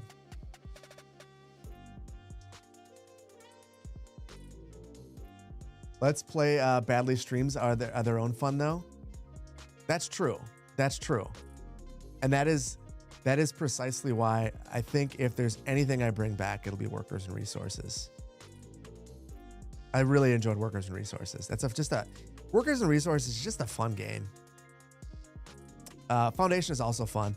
I will readily admit though, I think Town to City speaks to me more than Foundation. Eventually, I think that would be the game. Like if I were gonna do a game like that, it would probably be that one. But I think the graphics for Foundation are probably more along the lines of what like even that game. I feel like some people don't like the art style, but I personally did. Yeah.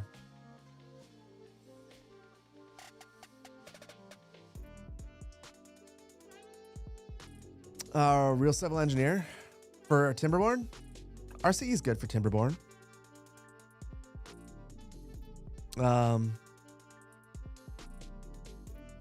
Yeah, I like RCE. I like the song especially.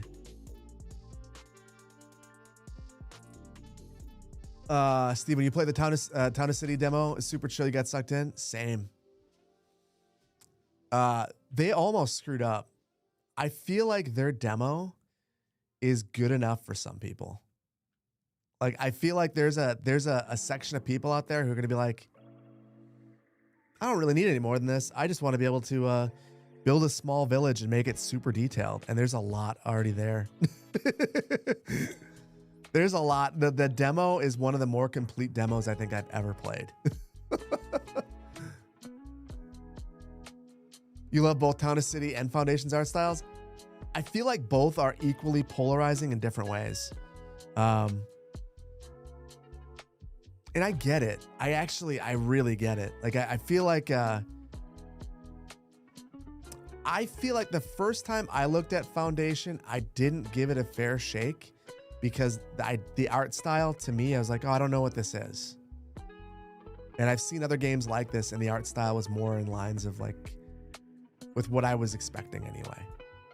But then you play the game, and there's just the thing about Foundation that makes it so good is the progression mechanic is just so solid. And the voxel art of Town to City, just some people just hate it. There's no other way to put it. Like some people just go, this is super ugly and stupid looking, and I hate it. And I get it. I get it. Like I'm not it's not what I would normally gravitate to, but I like it. It fits the aesthetic and the vibe of the game so well. How's it going, Daniel? It's going well. I set a goal. We're not going to hit the goal. I'll let the cat out of the bag. We're not going to fill this whole place in. We're probably going to need to do it on the next stream. But we've made a lot of good progress. Like, I think from this vantage point, what I really want, I really want a big European city that we get to mess with. And we're making progress. We're making good progress. I feel like it's getting bigger. It just takes some time, especially when you're distracted and you're talking a whole bunch like I am. Any GeoGuessr? Yeah, we'll do some GeoGuessr. I had so much fun last time. I tell you what, let's set a more modest goal. I want to plop the rest of the rest of the city services. This right here is an elementary school. Probably should upgrade that right away. I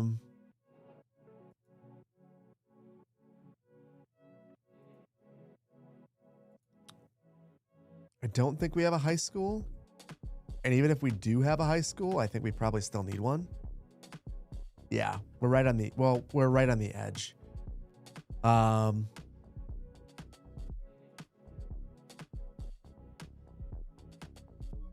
I don't have anything else unlocked.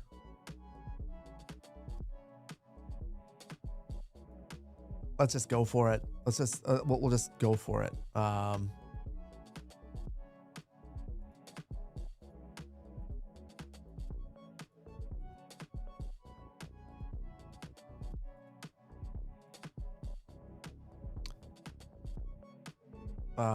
So yeah, basically I'll plop the rest of these and we'll do a little bit of GeoGuessr. And then I really want to get Town to City out to, if my editor's done with it, which I think he is, I think I'd like to release that into early access today, if I can, and then put it out tomorrow morning. So we'll see.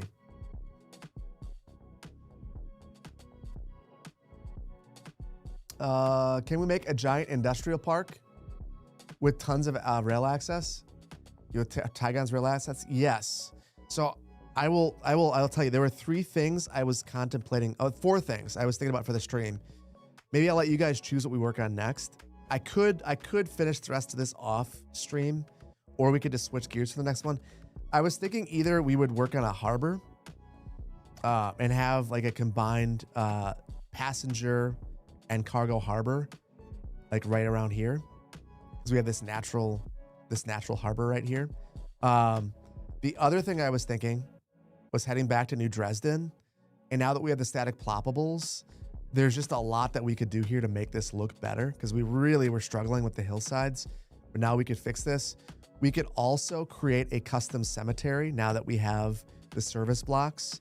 So I thought about having a gigantic cemetery somewhere and turning that into like a major feature, historic cemetery. The other idea was building on here and trying to make some sort of a historic city center up here and trying to make it feel like there's a sense of history there. Or obviously we continue to expand. The industrial was the other option, where we kind of had this be the industrial area. The only thing that stinks, and I'm guessing that some of you would say, is you have these beautiful, pristine beaches and you're going to turn them into industrial mayhem. But I mean, that happens. That happens. Harbor sounds great. What is this map? Gosh,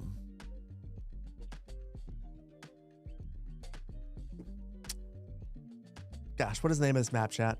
I think it's in the YouTube description. Yeah, Boreali Mare by Mega. There's 2 versions of it. Vanilla and a modded version. They're both excellent. You love harbors? You know what? YouTube. There's more of you guys. So I'm gonna let you guys vote. Next stream topic. Harbor. Wait. Continued expansion. Harbor.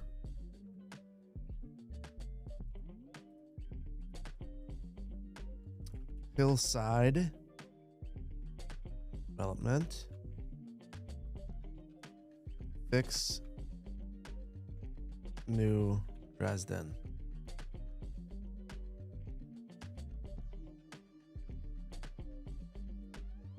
Okay, YouTube, you get 60 seconds. And by 60 seconds, I mean, I don't have a timer outside of my phone. Actually, hold on. You guys get more than 60 seconds because I am incompetent and can't use my phone.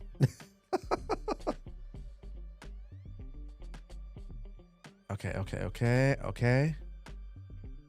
Stopwatch, go. 60 seconds. Didn't do that right. Did it backwards. YouTube poll enthusiast over here. Steve, I got you. Pagan Scorpio, you're heading over. You know what the funny thing is? I'm going to get banned off Twitch because apparently the rules on Twitch are that the experience is supposed to be the same. Listen, Twitch, I love you. Please don't ban me. But I definitely degraded the experience on Twitch relative to that on YouTube by having a YouTube poll to discuss the stream topic. B. Ian, good to see you, buddy. How you doing? You, Steve, you appreciate me getting myself banned? I've already been banned on YouTube from monetization this week. I can't be banned on Twitch from things generally. Oh, I see. Vainglorious. Good to see you. Good to see you again. Is there such a thing as row homes in Europe? There is. In fact, the problem is there's not a lot of European row home assets besides the vanilla ones. However, there is one that I've forgotten about that I recognized recently. The German row home looking asset. And you know what? That would have looked really good on this block. That would have looked really good on this block. You know what? As a reminder to myself, we'll put a couple right there. Chat, remind me. The reason I plop these here is we're gonna make this block look better. We can blend it better than we did. Lenny, dude, thank you for the gifted subs, man. And I will tell you what I've told everyone. We're working on a brand new series. It's going to be a mainstay on the channel. And you guys are setting the rules. This is the best time to ever be a prime sub or get a gifted sub. First of all, I gave you guys 2.5 minutes in the poll. Harbor's next. Hillside Development was second. Harbor was 34%. So we're going Harbor next. Continued Development was low on the list. I'll just do that off camera. It'll be fine. And then Fixes for New Dresden. You guys are done with New Dresden. But anyway, yeah, hop into the Discord because I'm working on a new series. The rules for rating are on there, and the not just the rating criteria, but also the first episode. So it's gonna be good. Harbor Master J, I'm gonna need you in the audience to direct me. Harbor 1. And that, honestly, hold on.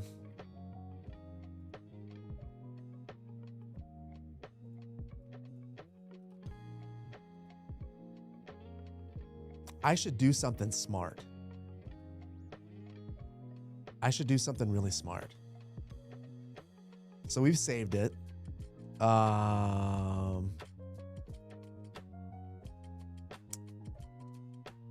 Let's be thumbnail artists real quick.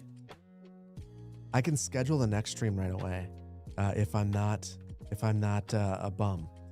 So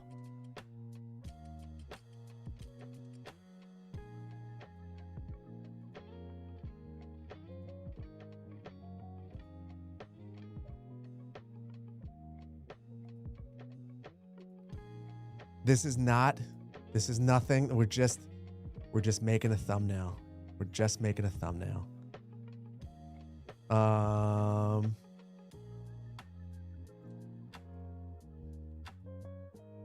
Okay. So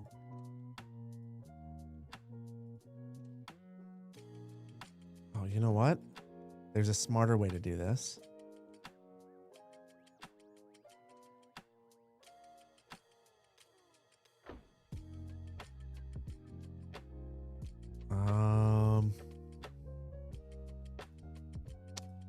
I like this song, by the way. This new one. It's good. So basically, I'll make this functional enough that people go, okay, I know what it is. I know what he's gonna work on, but I don't want it to be so good. First of all, I won't be able to do that in a couple of seconds, but I don't want it to be so good that it looks like this is real. So this is the goal. We get it partway there. And then I'm still me, so I'll still go crazy a little bit.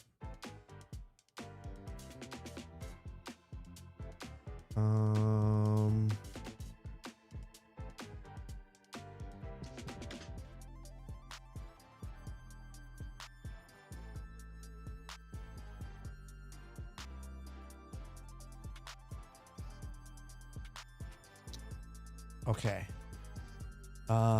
Almost there. Almost there. We've almost got a thumbnail, guys.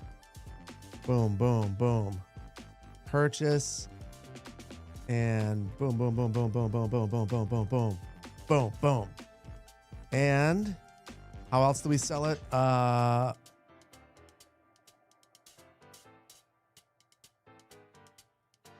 Little cement over everything.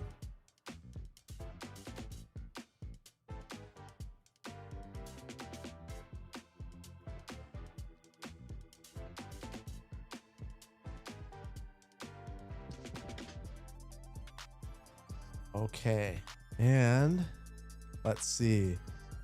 I don't want to deal with waiting.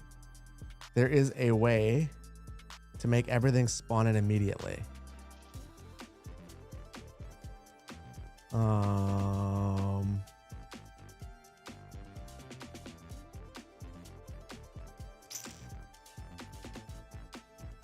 Can't remember. Can't remember.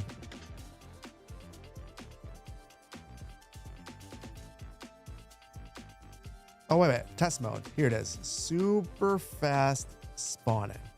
Boom. There we go.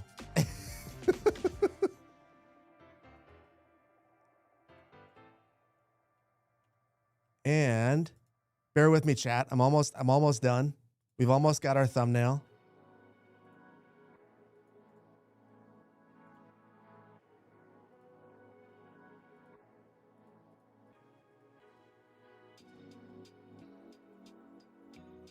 And now you guys know all my super secret thumbnail tricks now.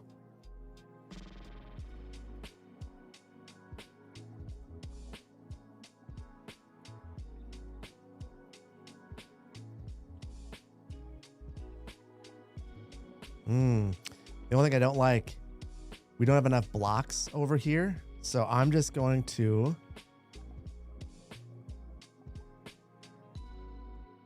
you know what? We'll blur it. We'll blur it. There.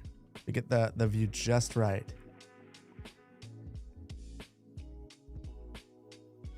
You know what? It's fine.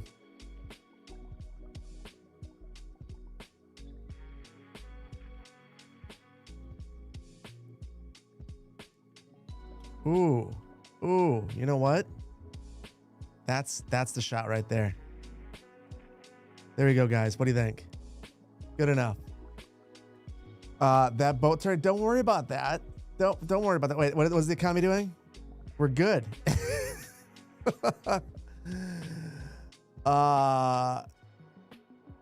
Not enough cement. I think you're right. We could have gone harder on the cement. Next time.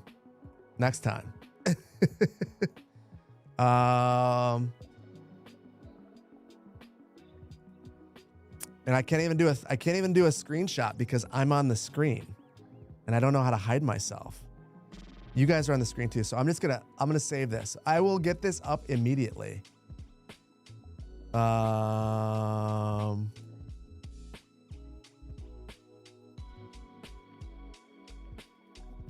right. Not sure if you missed it, Phil. Do I have a brew? I do. Not a beer. I have a coffee in a Yeti glass. So I am drinking a Tim Hortons because I'm basic. Do you mention the tree sticking through the cement? Well, you can't unmention it, and I read it. So now I have to, now I must respond to it. In fact, the other thing.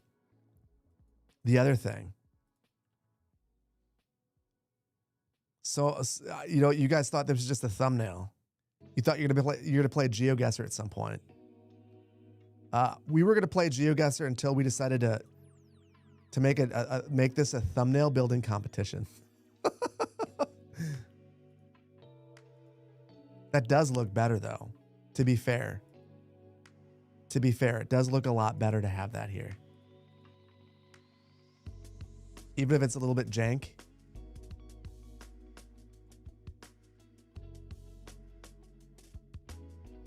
It needed it. It's a little detail that doesn't matter, but it actually matters a whole bunch. Yeah, that's better. That's better. Much better. And I could just keep going. I could just recycling center. Yes, the Tim Hortons. Tim Hortons is and has been my go-to, just like basic coffee for years. Just very much enjoy it. I think it's smooth, chill, and I think most Canadians would go, "Wow, I can't believe he's drinking that stuff." I had the Kickin' Horse, and that was much better, and I understand. However, I can't buy it in the same quantities that I can buy the Tim Hortons. And I just need all of the Tim Hortons. You miss Tim's? It's so good. It's so good.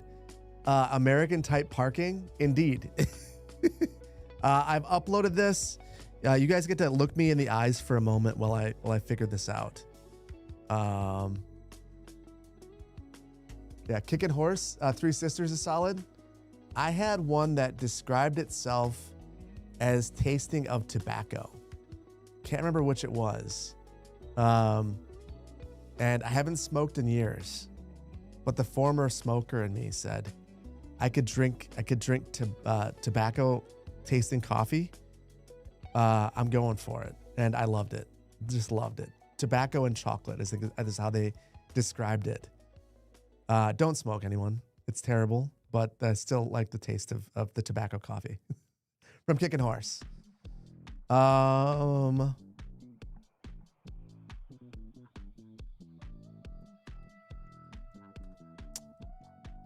One second on the GeoGuessr, folks. That's so non-family friendly. That's true. I just gave you Frozzy's thing again. That's not helpful. There you go. Check out Frozzy, but also, this is what you're supposed to be doing. GeoGuessr. You can jump in.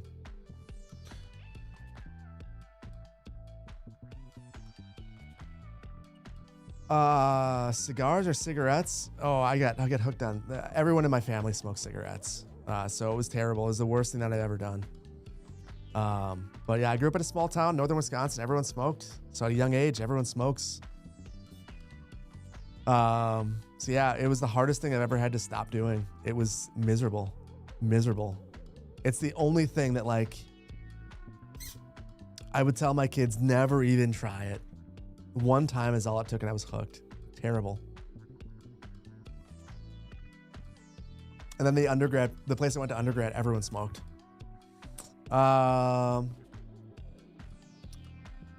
Ermiger, mean big. Sleep well. Thank you for being here. Just Leo, thank you for being here. Oh, I gotta switch the category. We're gonna play one round of GeoGuessr as a little nightcap, and then I'm gonna edit something real quick, and then we're going to and I'll see you guys next week. Actually, it's a good reminder. Next week's stream's gonna be weird. I'm out of town. I've got a friend in town, so I think the stream next week will probably be on a Saturday night. A real weird time.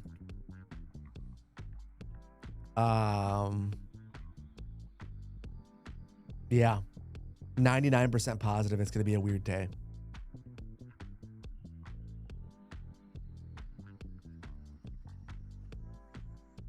There we go. You smoke a tobacco pipe? Much better than cigarettes. I did the corncob pipe in college for a while. It was cheap. I had no money. But yeah. Now I avoid the whole work. Avoid the whole deal. Can we do a Wisconsin map? Maybe in the next, I think we're gonna do world this time. We'll do a world and then we'll do a Wisconsin next time. When we do more than one, I feel like world is good and fair and we all end up in Finland and that's fine too. Gonna be your first GeoGuessr, which means you're gonna suck. Hey, you don't know that, actually. You'd be surprised. Not knowing the traditional rules of the game, I think it can be a big benefit. Let's do it. Let's do it, guys. It's your first time, too?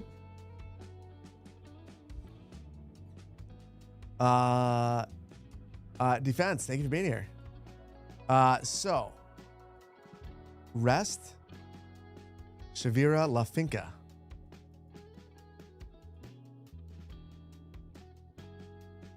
Cerveza, Spanish-speaking country. Bodega? But where is this bodega?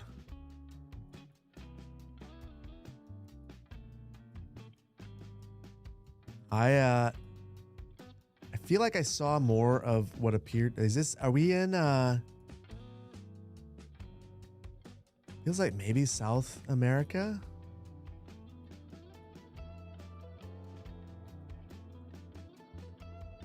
Show the streets? I mean, I don't see any street signs. I also don't see any pavement anywhere. There's a... But it's weird. It seems like everything's under construction. Okay, this road's paved and we have a... Buenos Aires, we're in Argentina. Wait.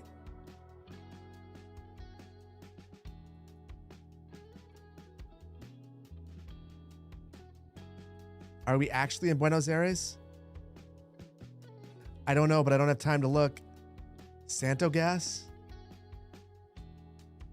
Oh, that did not feel like Buenos Aires. That did not at all, and it wasn't. Oh, brutal. I think I led so many people astray. Oh, you guys were also astray just naturally too. Cool. Well, if you were even in the ballpark, you got some points. Good for 32nd for me out of 50. Awesome. You listen to me, Cord? Cord never listened to me. I'm looking for advice from chat, not the opposite way around. I'm not that good at this. Most of the time. Although, sometimes, one time, there was this one time where I beat Brandon and I felt very good about it. And then I'm pretty sure that was the hustle. Get me to feel good about myself that one time. And then the rest of the times, it's been real bad. Oh, there's a bus again. The bus will sometimes have the city's name. In this case, It's just a number. Oh, wait. Bus stop. There's a map of the city. It's too blurry. It's on a river.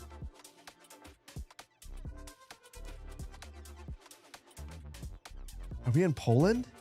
A city on a river in Poland. The river is to the north of the city.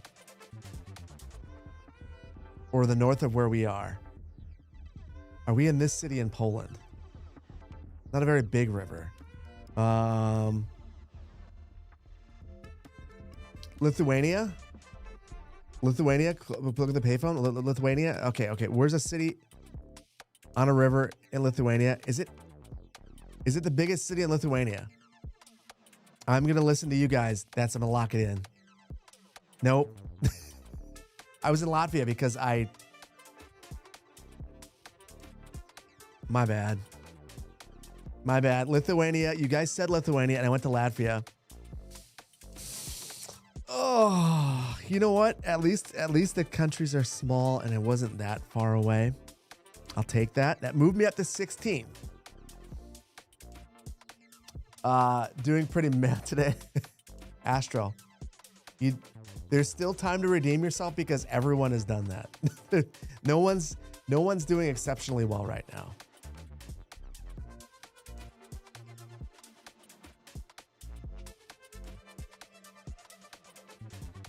Oh, there's a water tower. Is that a water tower? It won't let me go any further. You've got to be kidding me. That was the thing. You should have gotten Lithuania. Oh, the payphone would have been a give me. Oh, I didn't even notice. I saw someone mention payphone and it didn't click. It didn't click. Shoot. Honestly, saying payphone, that doesn't click at all generally. What year is it? Why is there a payphone? Also, is this just Alabama? I have no idea.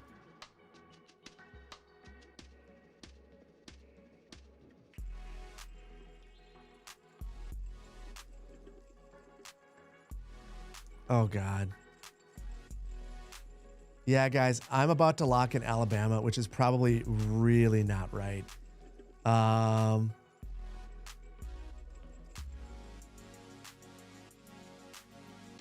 I should have locked something in. Not that.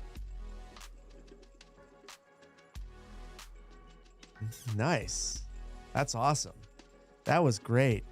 Well, Northern Mariana Islands, definitely knew that was where we were. Awesome. Well.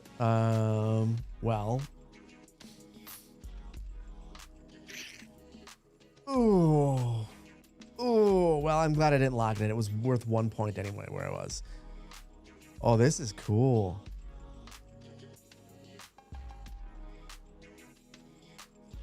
What is that flag, chat?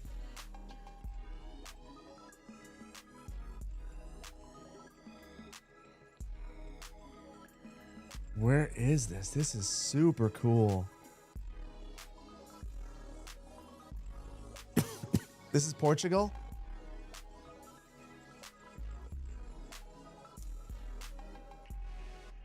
All right, you guys might have convinced me. Portugal's the place I spend the year.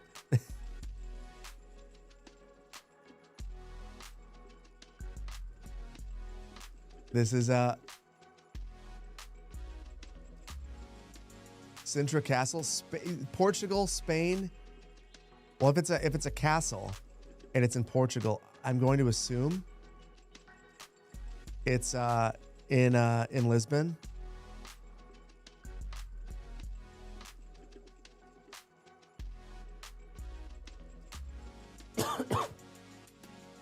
Wait. There's multiple castles.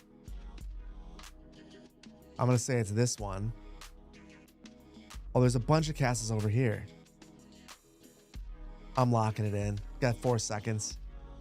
It's got to be that one. You guys. I'm going to take that. I know that everyone got that one, but I'm going to take that. That got me to 17th place. And hold on. Brandon, where are you? I see some familiar names up there, but I don't see Vainglorious Gaming. 4th place, something nefarious. Good work. I need to know. I feel like I've got a shot. 15th. Listen, guys, this is the one. LU. Is that Lithuania? It couldn't be. It couldn't be, could it? LU. Luxembourg.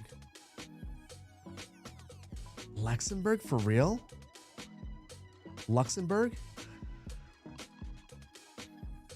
I mean, then it doesn't really matter where it is. Because it's so small. Fun fact. My wife's grandma is, I guess it's her oh, wait. Ethnically Luxembourgian.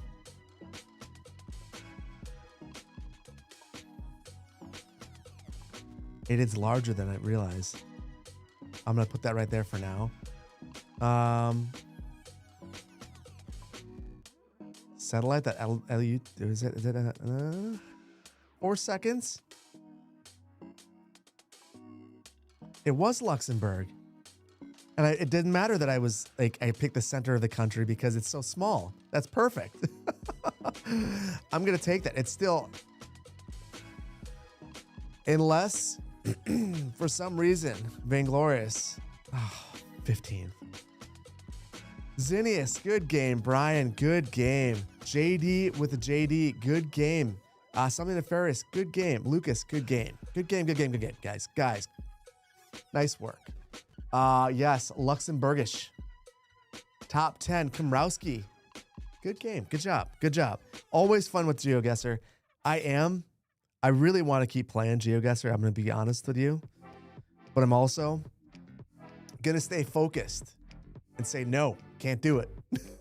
One of the maps, wait.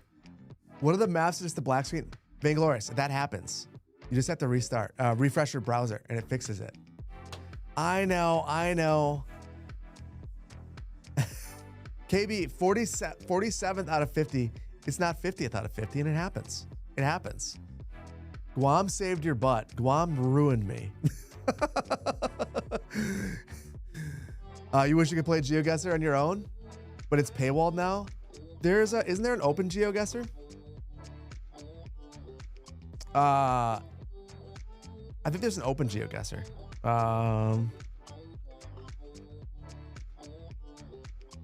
Yeah, open guesser. Hold on. If you want to play it, just go there. It's different, but it's there. And I'll continue to pay for it. The version that I have. So yeah. Anyway, I think we're gonna end it so I can get the next video out the door. And it's gonna be a good one. I think you're gonna enjoy it. But Twitch, don't leave. YouTube, I'm gonna cut you guys loose in a second. But I want to thank you guys. Thank you for being here. I had such a fun time today. It was great looking at the other. It was great looking at everything. Oh, the Ricky Roy. Thank you for the raid 16 minutes ago. I am the devil. Oh my goodness.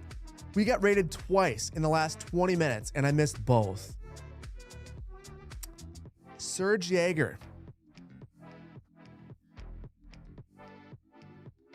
I apologize to both raiders. Yes, this is new music. I'm sorry, guys. I got into the zone and I screwed up. We will raid Moose. It's the year of the Moose. But I apologize for the lack of raid. One thing. So YouTube, I'm gonna say goodbye to you. I'm gonna shout out the two people that I didn't before. But YouTube, thank you so much. I'll see you next time. Video tomorrow or Sunday. It's one of the two. Yeah, pro streamer. Listen, guys. I am a garbage streamer. I'm terrible at this, and I'm bad.